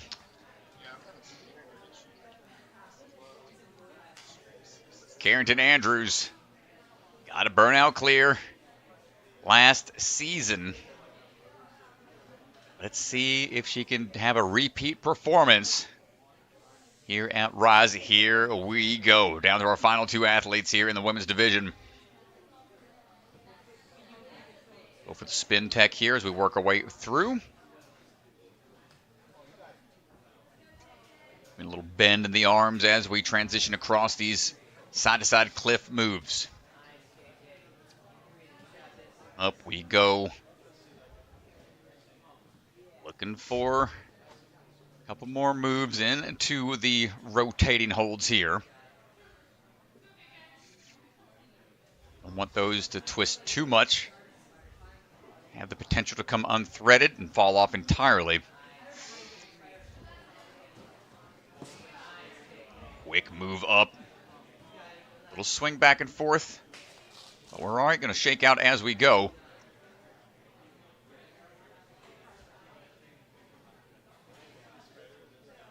Dropping down pretty quick.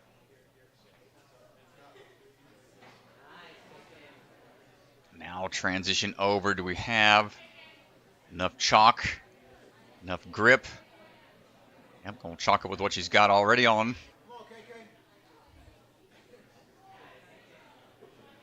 Now up and over onto the cliff ledges. Down to the wire here. Staying smooth and controlled on her move over to the trapeze. No chalk ups required. This is where the dead hang training comes into play. All recovered. Big kip going up. Backswing, this should be the one right here. Hold on tight. Carrington needs to dismount. And another, oh my gosh, falling in as we hit the buzzer. Carrington Andrews. Another burnout clear here at Rise. Great job.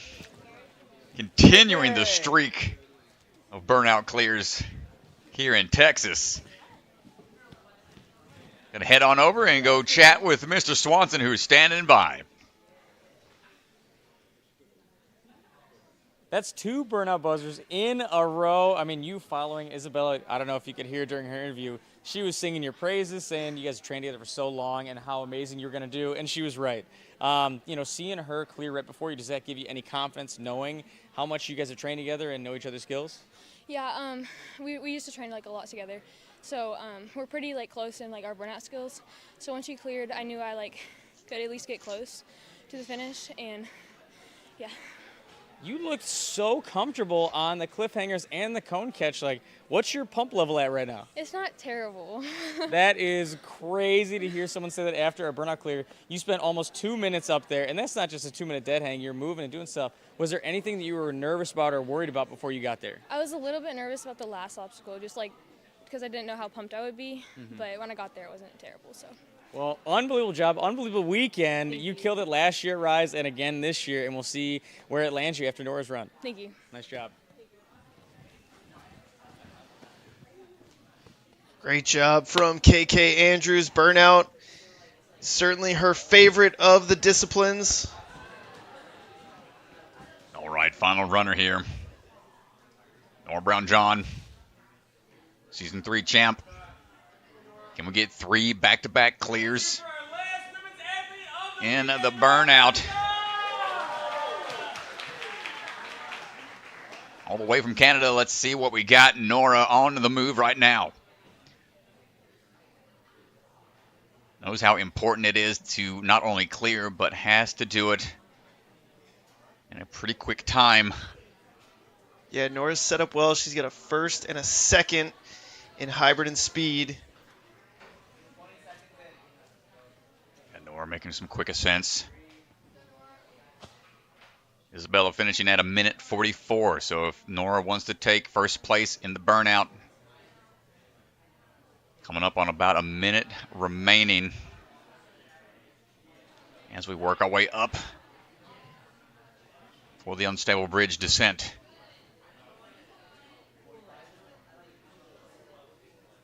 Lock off as we go.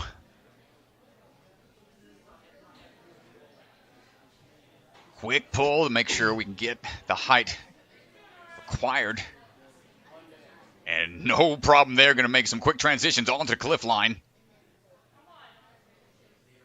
Got to keep fighting through this. Staying really relaxed here. Not trying to overdo it. Not trying to rush it too much.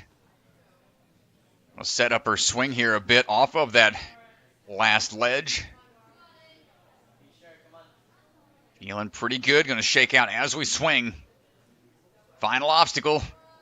She's got time. It's coming down to the wire and overshoots. Just misses on the cone. A great run from Nora Brown-John. Just couldn't quite make that grab on the cone. Yeah, but that's still going to be enough. She's going to be 4th in the burnout, and she will be 1st overall. It's enough to bump Isabella Folsom into 2nd place. Nora Brown-John is your winner for this competition. Wow, great job for all the women competitors out there.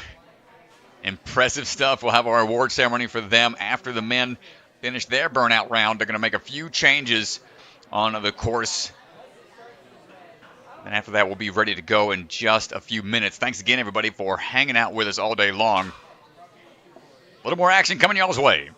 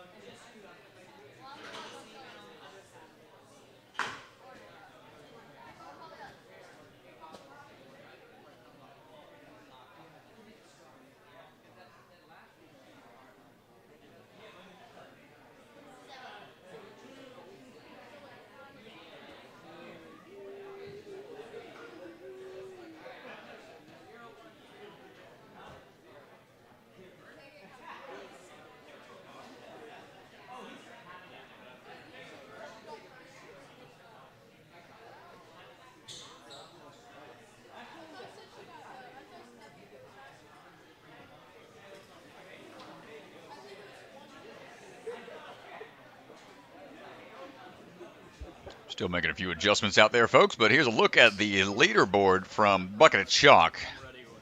See how things shake out here towards the end. See the little Q next to their name? That means they are already qualified for the championship. Got a handful of athletes already in that position. A few more trying to work their way towards the championship later this year at Rock Solid. It's going to be a battle out there. Barn Boys at the top. Luke Bergstrom trying to spoil their fun for the trio. Taking top 3 spots. Sam and Jackson round out your top 5. Looks like we are all set, ready to go. Caitlyn Bergstrom making it into the burnout round. Repping Jungle Gym. Looks like we are good to go. And Swanson getting the crowd hyped up. First runner of the burnout. Let's see what kind of standard Caleb sets. Already sets the standard for the level of professionalism. As a coach, the program they run down there in Jungle Gym is making some quick moves right now on those cliff ledges. Lachey on up. Chalk up one more time.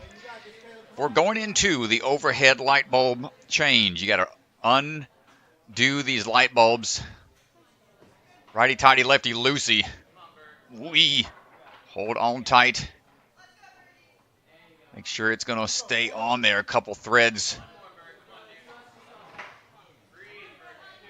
He's trying to tighten it up as we go. One side is the thread. And then the other side turns into an Iron Maiden sleeve.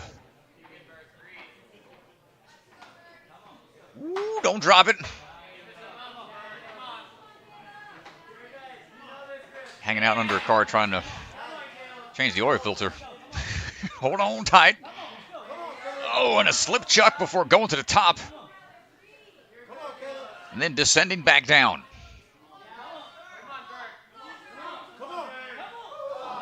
No, and the grip gives out. 10 of 17.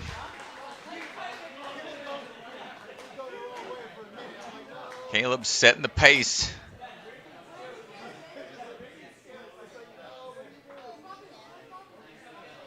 The tiny moves you have to make on the doorknob, the threaded obstacle handles. Similar to the Mission Impossible we just saw at Gravity Forge, which were the overhead suction cups on the plexiglass, having to get those cinched in, repeat motions like that, while you're trying to still have upward pressure, makes it that much more challenging. Mr. Michael Matthews thought he was ready, but taking a seat as they are trying to unthread those handles. Making sure those are going to be working the same for everybody.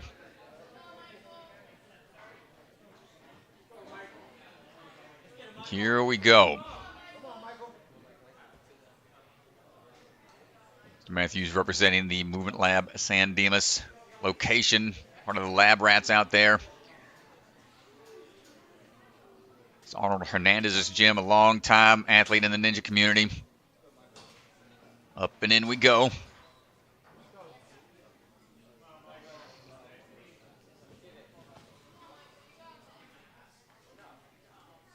Take a chance to chalk up before going into the light bulb change out. We trust that one-handed grip strength. It has been a lot of vertical grip tested. Oh no, he's tightening up. The wrong way. Oh no! Well, that's it. Yeah, can't go any further after that. Tough break for Mr. Matthews.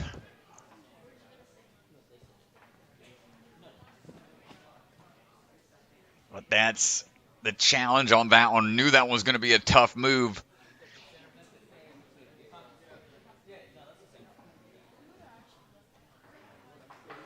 See Sam over there trying to figure out exactly how many rotations it's going to take to lock him in.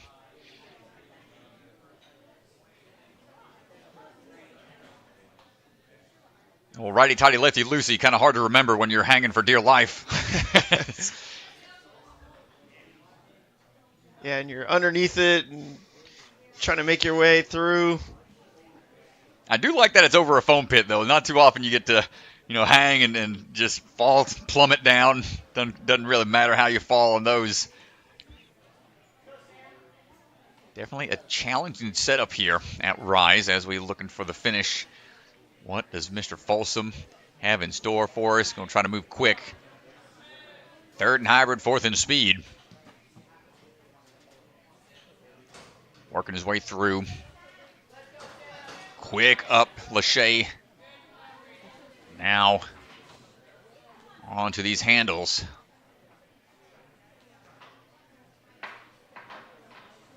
That's the scary part. As you work through it, you think it's almost done. Careful on the last turn. There it is. Quick swivel of the hips to get that body back into a better position. Yeah, the positioning of it all is so important. No! Sam! And that's all she wrote. Oh, that's tough. Yeah, you got to be really careful. The athletes are unscrewing it, holding the peg.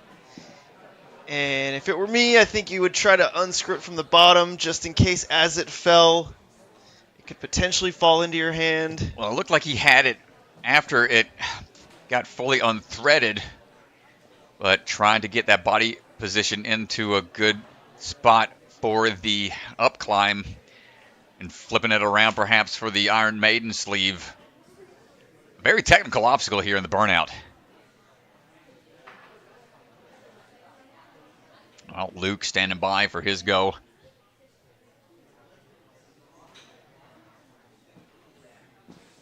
Looking pretty relaxed out there. All smiles as he gets going, jumping into action. Yeah, Luke's having a good day so far. He's fourth in the hybrid, third on speed. He's right at the top coming into this round, sitting in third place overall. Nice swing up into the change out. Hold on tight. Oy. It's spaced out just enough to be awkward that... Oh no, not quite enough. Man, this is stressful to watch. This is so stressful. Careful. Yeah, you got to keep upward pressure on it to get it screwed in. Yeah, we've seen a lot of variations of obstacles. So it's like a circuit board overhead, key lock, something that you take with you, but never. No! Oh my gosh. Yeah, I thought that would be another one, but he caught it. He's spinning that. I hope he's going the right way. Oh, dude. Take that with you.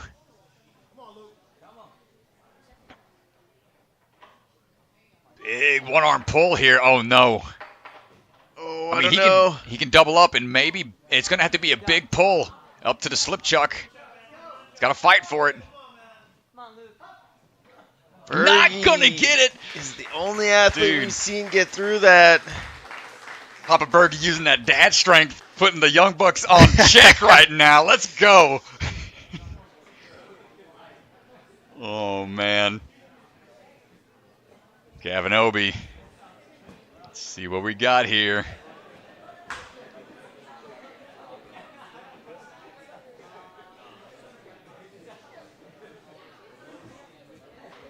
This is tough, man. This is a tough one. It's a really, really finicky, precise obstacle. Rise didn't pull. They didn't hold back. They didn't hold any punches, man. They really spiked the difficulty out here.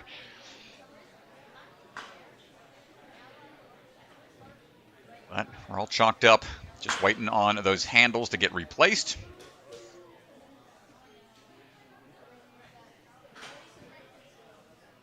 See if we can't get past the dreaded thread.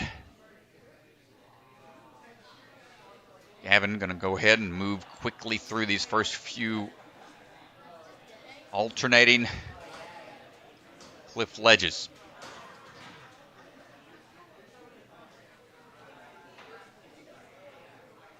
All right. Tread lightly onto the thread. Look at that one-arm lock-off strength. Forearms popping right now. Nicely done. Careful. I like how his hand is kind of underneath it. He's going slow. Look at the lock-off strength from Mr. Obi. Yo. All right, got to repeat. Oh, man, he barely had that on there. He just enough. Gavin going to double up perhaps and go for a big pull. He's going to go up for one more. Turn it around, turn it around. How does he have the strength, dude? Wow, dude. Oh, my goodness. Working down. Hold on tight. No! Just enough to get another touch point, so that'll push him forwards a little beyond where Bergie got. Well, look at this. Like, in the moment, you're trying to figure it out. Yeah, it's the wrong way. It's not open on both sides. Dude, he just stays in the lock-off in a quick change of position. And as he's coming down, trying to go for the undercling, 2 hands on before the dismount peel out. It's enough for another touch point. Great run from Gavin. Tyler Smith, the technician. See what we can do here.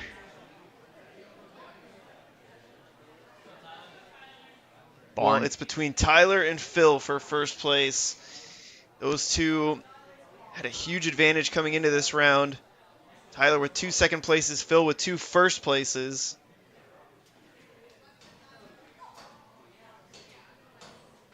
Big backswing, hopping up.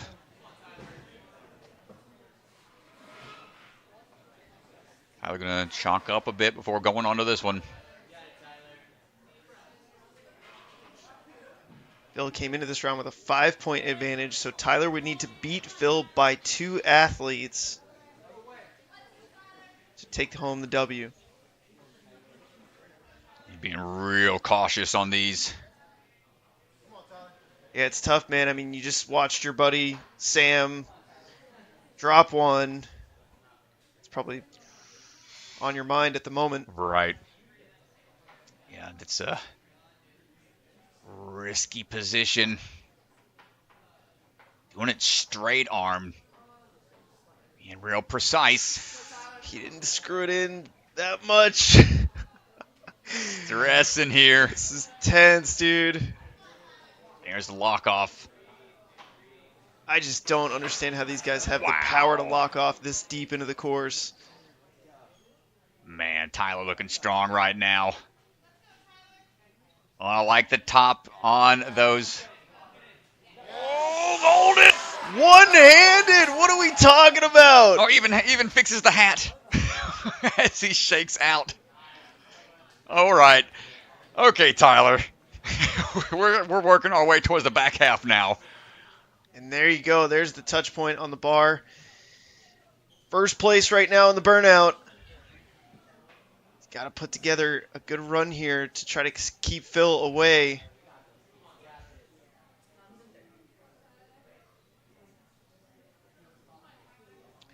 Taking a long rest here.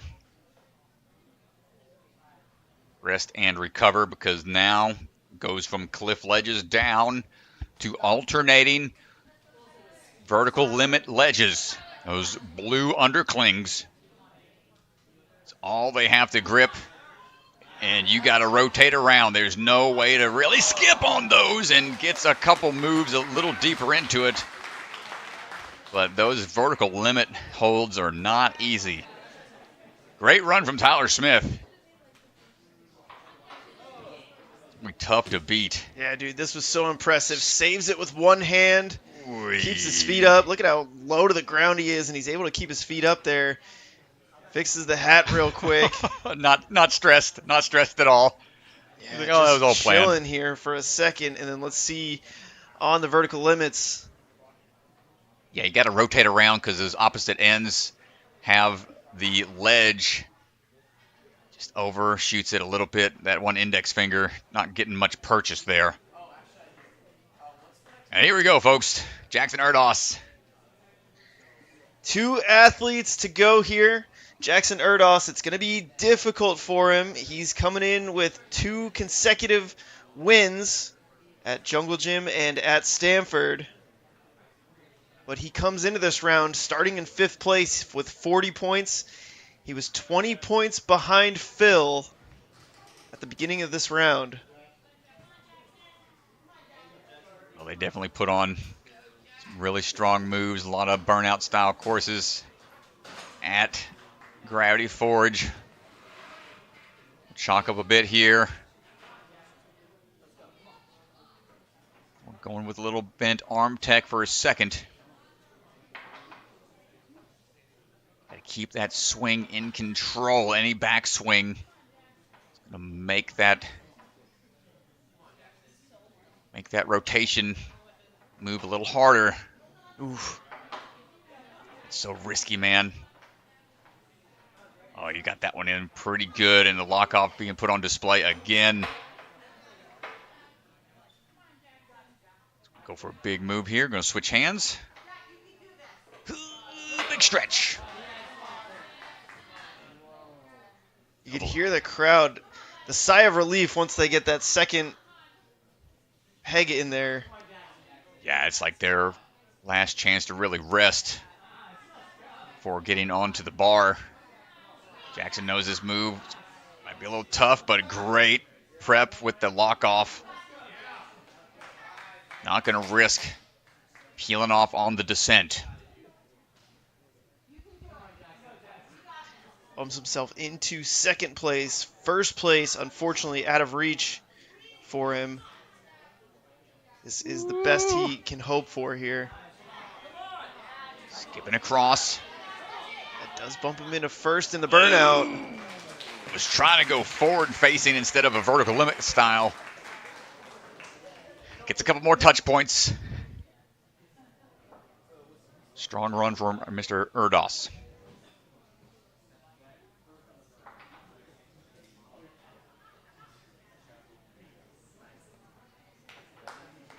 Final runner, Bill Folsom. Ready to close things out here at Rise at the Warehouse. All right, Phil, let's see what you got. Can we get a burnout clear? Let's hear for our last athlete of the weekend. Final runner of the weekend. Here we go, Mr. Phil Folsom. Needs to catch Tyler Smith. Tyler's sitting with 81 points. First place would do it. Rotating around. Going on the outside. Changing the hand positions a little bit. He needs to get 3rd place in the burnout in order to win this competition. Now it comes down to this. Right now, Gavin Obi sits in 3rd with 10th touch point in 1 minute and 22 seconds.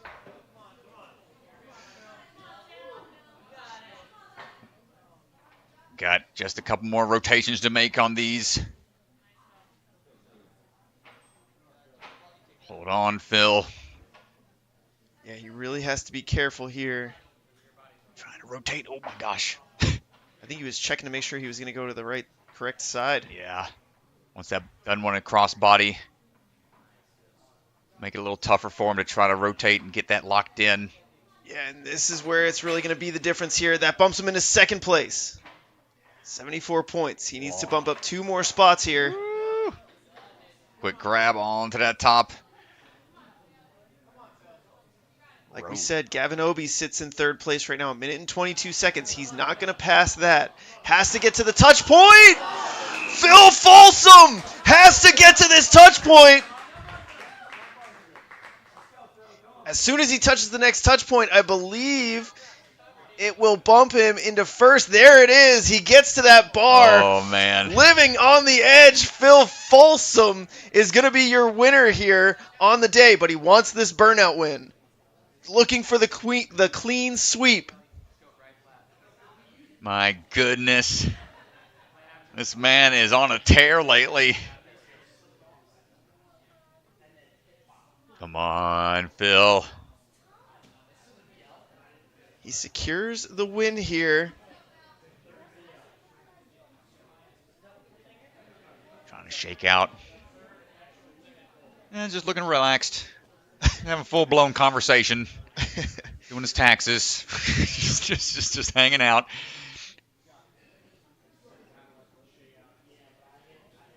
A little bit more chalk.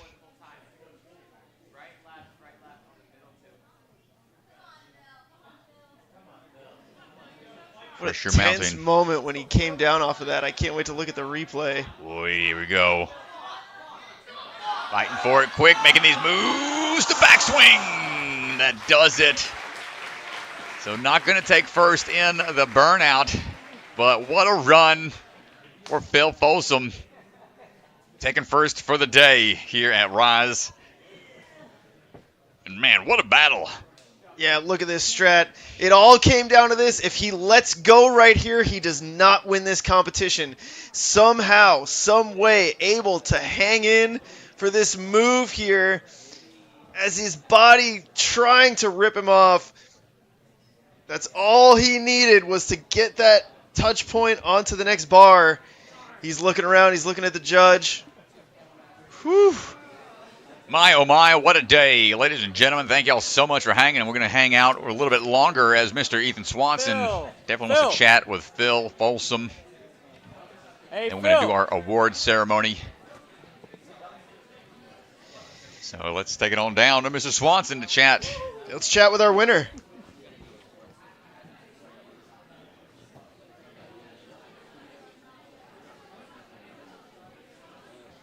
I know you were going for the sweep. You came just a little bit short of it right there at the end of the burnout course, but you did take first place overall. One of many for you in your repertoire, but I mean, talk to us about that burnout course, specifically that last section. Man, I don't know.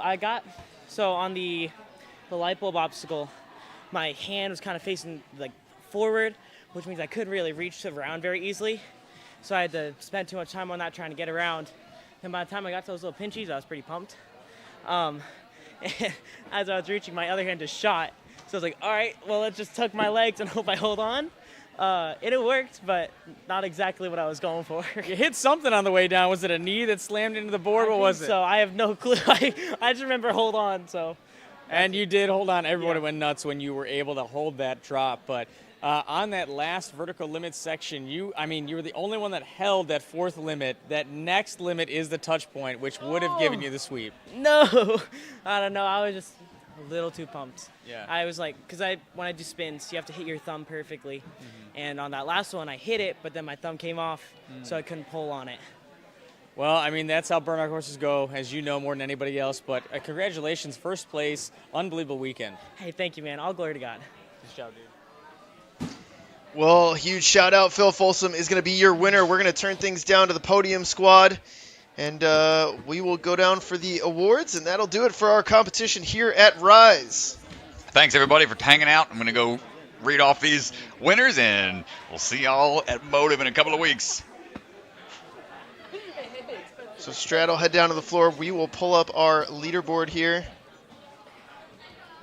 See if we can get this reloaded, refreshed.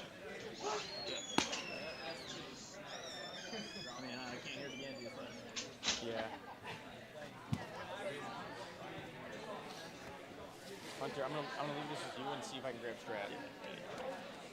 Got you, big dog.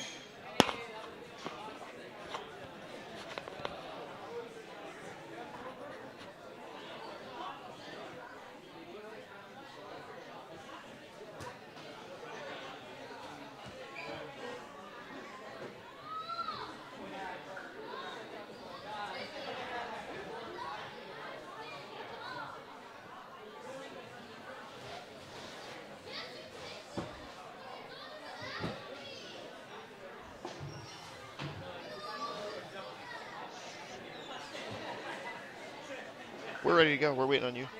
Yeah, I don't know what's going on.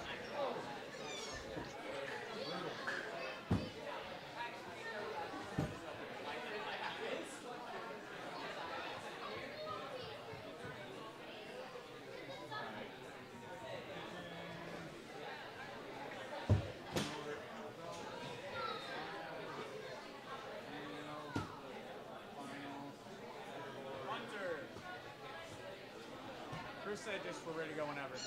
Yeah. Do women first. Yep. Emma Pereira, Caitlyn Andrews, Isabella Folsom, Nora Brown-John. You can mention fifth place qualifiers. You don't have to call it. Okay.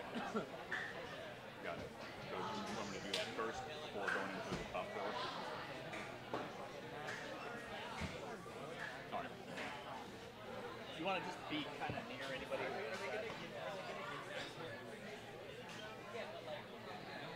You just want to like whoever's speaking.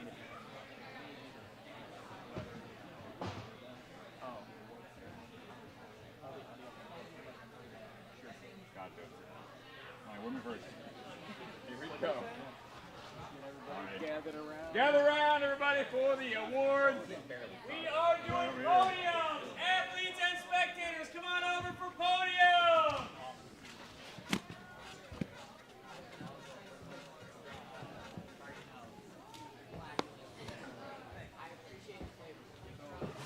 You're almost done. A little flop floating our way. That's part of the game. You ready? We ready? All right, I'll do this later. Okay. All right, great job, everybody. What an exciting day, difficult day. This was a really tough course, so hats off. Give it up for all the competitors. Impressive work, ladies and gentlemen. Woo-wee. All right, what a tough day, but we're going to be starting off with the women's category. In fifth place competitors will be qualifying. So fifth place, Olivia Lopez qualifies for the championship. Great job. And fourth place, come on up. Fourth place, Emma Pereira. Come on up.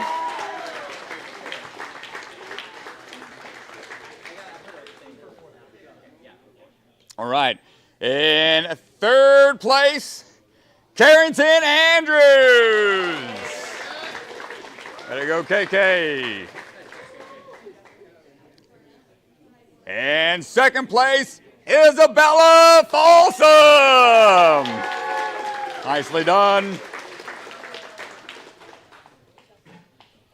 And in first place, Nora Brown-John. Nicely done.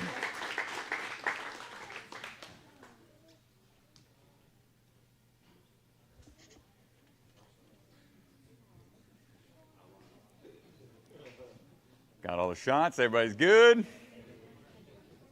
All right. Congratulations, ladies. Congratulations. Come on down. Tongue-tied by the end of the day. All right, moving on to the gentlemen. Oh, get a little... Oh, pickleball paddles? No way. Dude, that's awesome. Dude's got pickleball paddles. Okay. Sick. All right, on to the men's category. Qualifying in fifth place, going to be Sam Folsom. Woo, fifth place. All right, in fourth place, going to be Luke Bergstrom. Yeah. Hey, great job, Luke. In third place, going to be Jackson Erdos. Nice job, gentlemen. In second place, Tyler Smith. Come on up, technician. And in first place on a tear all day long, Phil Folsom. Congratulations, everybody.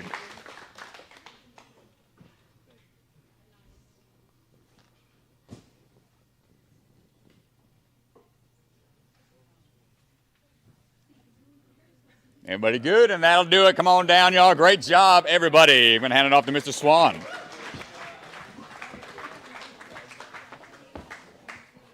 Thank you so much to everybody, athletes and spectators, for coming out to NSC Qualifier 5, and humongous thank you. Please make sure you tell the crew at Rise and Ryan Meeks that they crushed it, because they've been working hard on these courses for a long time. Thank you to Rise.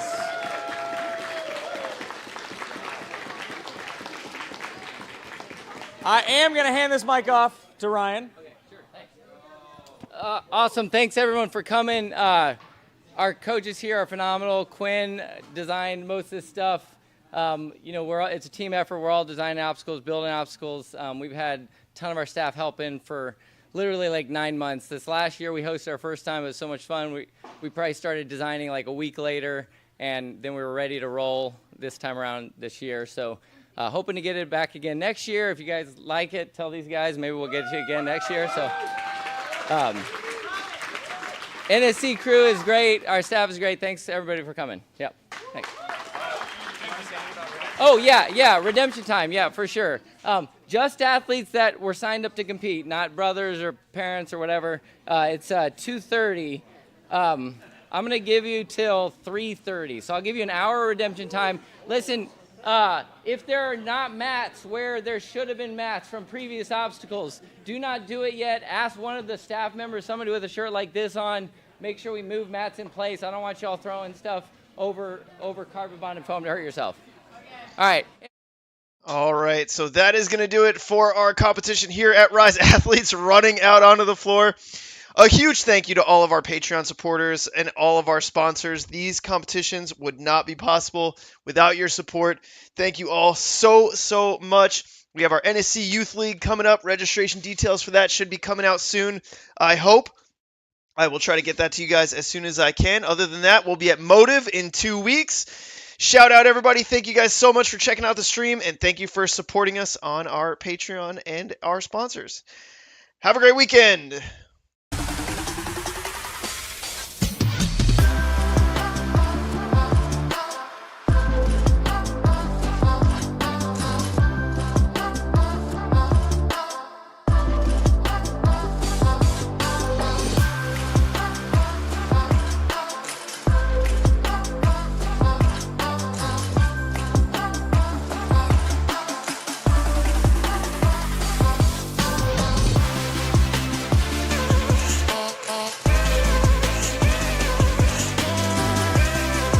Head on over to NinjaSportNetwork.com and click the store link in the header to check out our newly revamped store.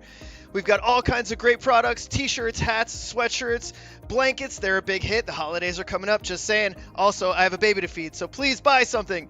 NSC merchandise available now on our store.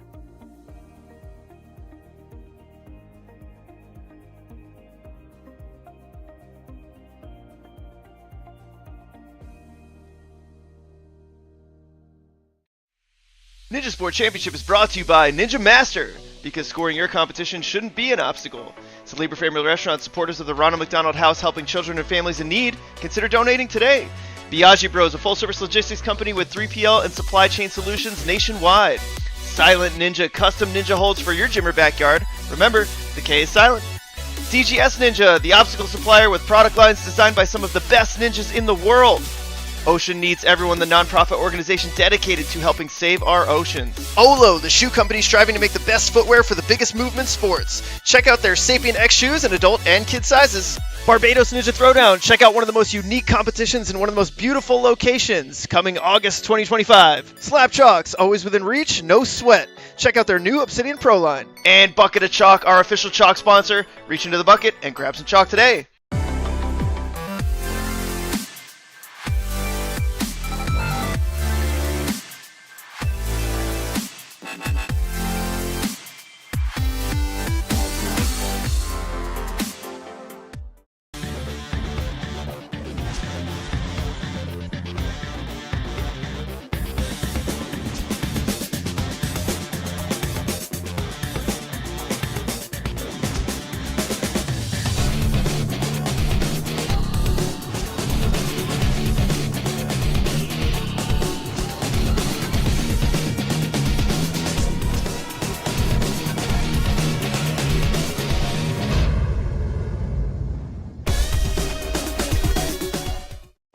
Cloud Warriors hosting their annual Ninja Kids for Safe Kids competition, a multi-stage charity event February 15th and 16th.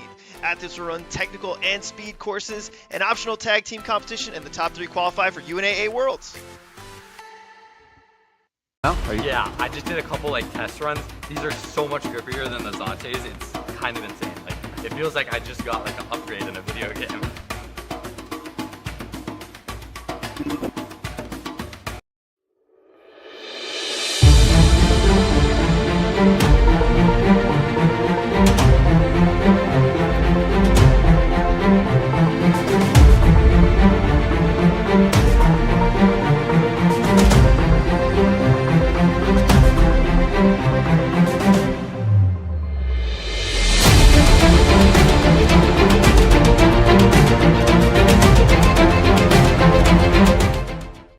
Hey Ninjas, we are excited to tell you about our weekend-long promotion.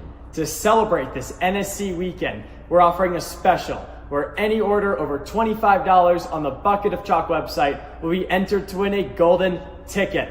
The golden ticket winner will receive a Bucket of Chalk rodeo rope as well as covered registration for the upcoming mini bucket competition, whether you've already signed up or you're planning to in the near future.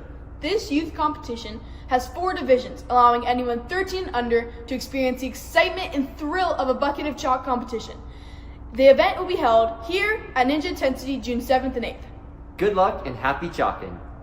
Ocean Needs Everyone is celebrating 5 years of saving the oceans. My name's Enzo, and through Ocean Needs Everyone, I help save the ocean by doing beach cleanups, seal and mangrove plantings, making art about recycled plastic, and making films regarding the ocean's health. How can you help save the oceans at home? Well, even if you don't live near an ocean, trash can end up in there eventually, so cut down on your use of single-use plastics. If you see trash on the roads or beaches, make sure to pick it up. Use less gas-powered vehicles, fish responsibly, and help support local organizations. I started my organization when I was 12 years old because I wanted to make a difference. So remember, you're never too young to follow your dreams and make a change. Let's all save our oceans together, one piece of trash at a time.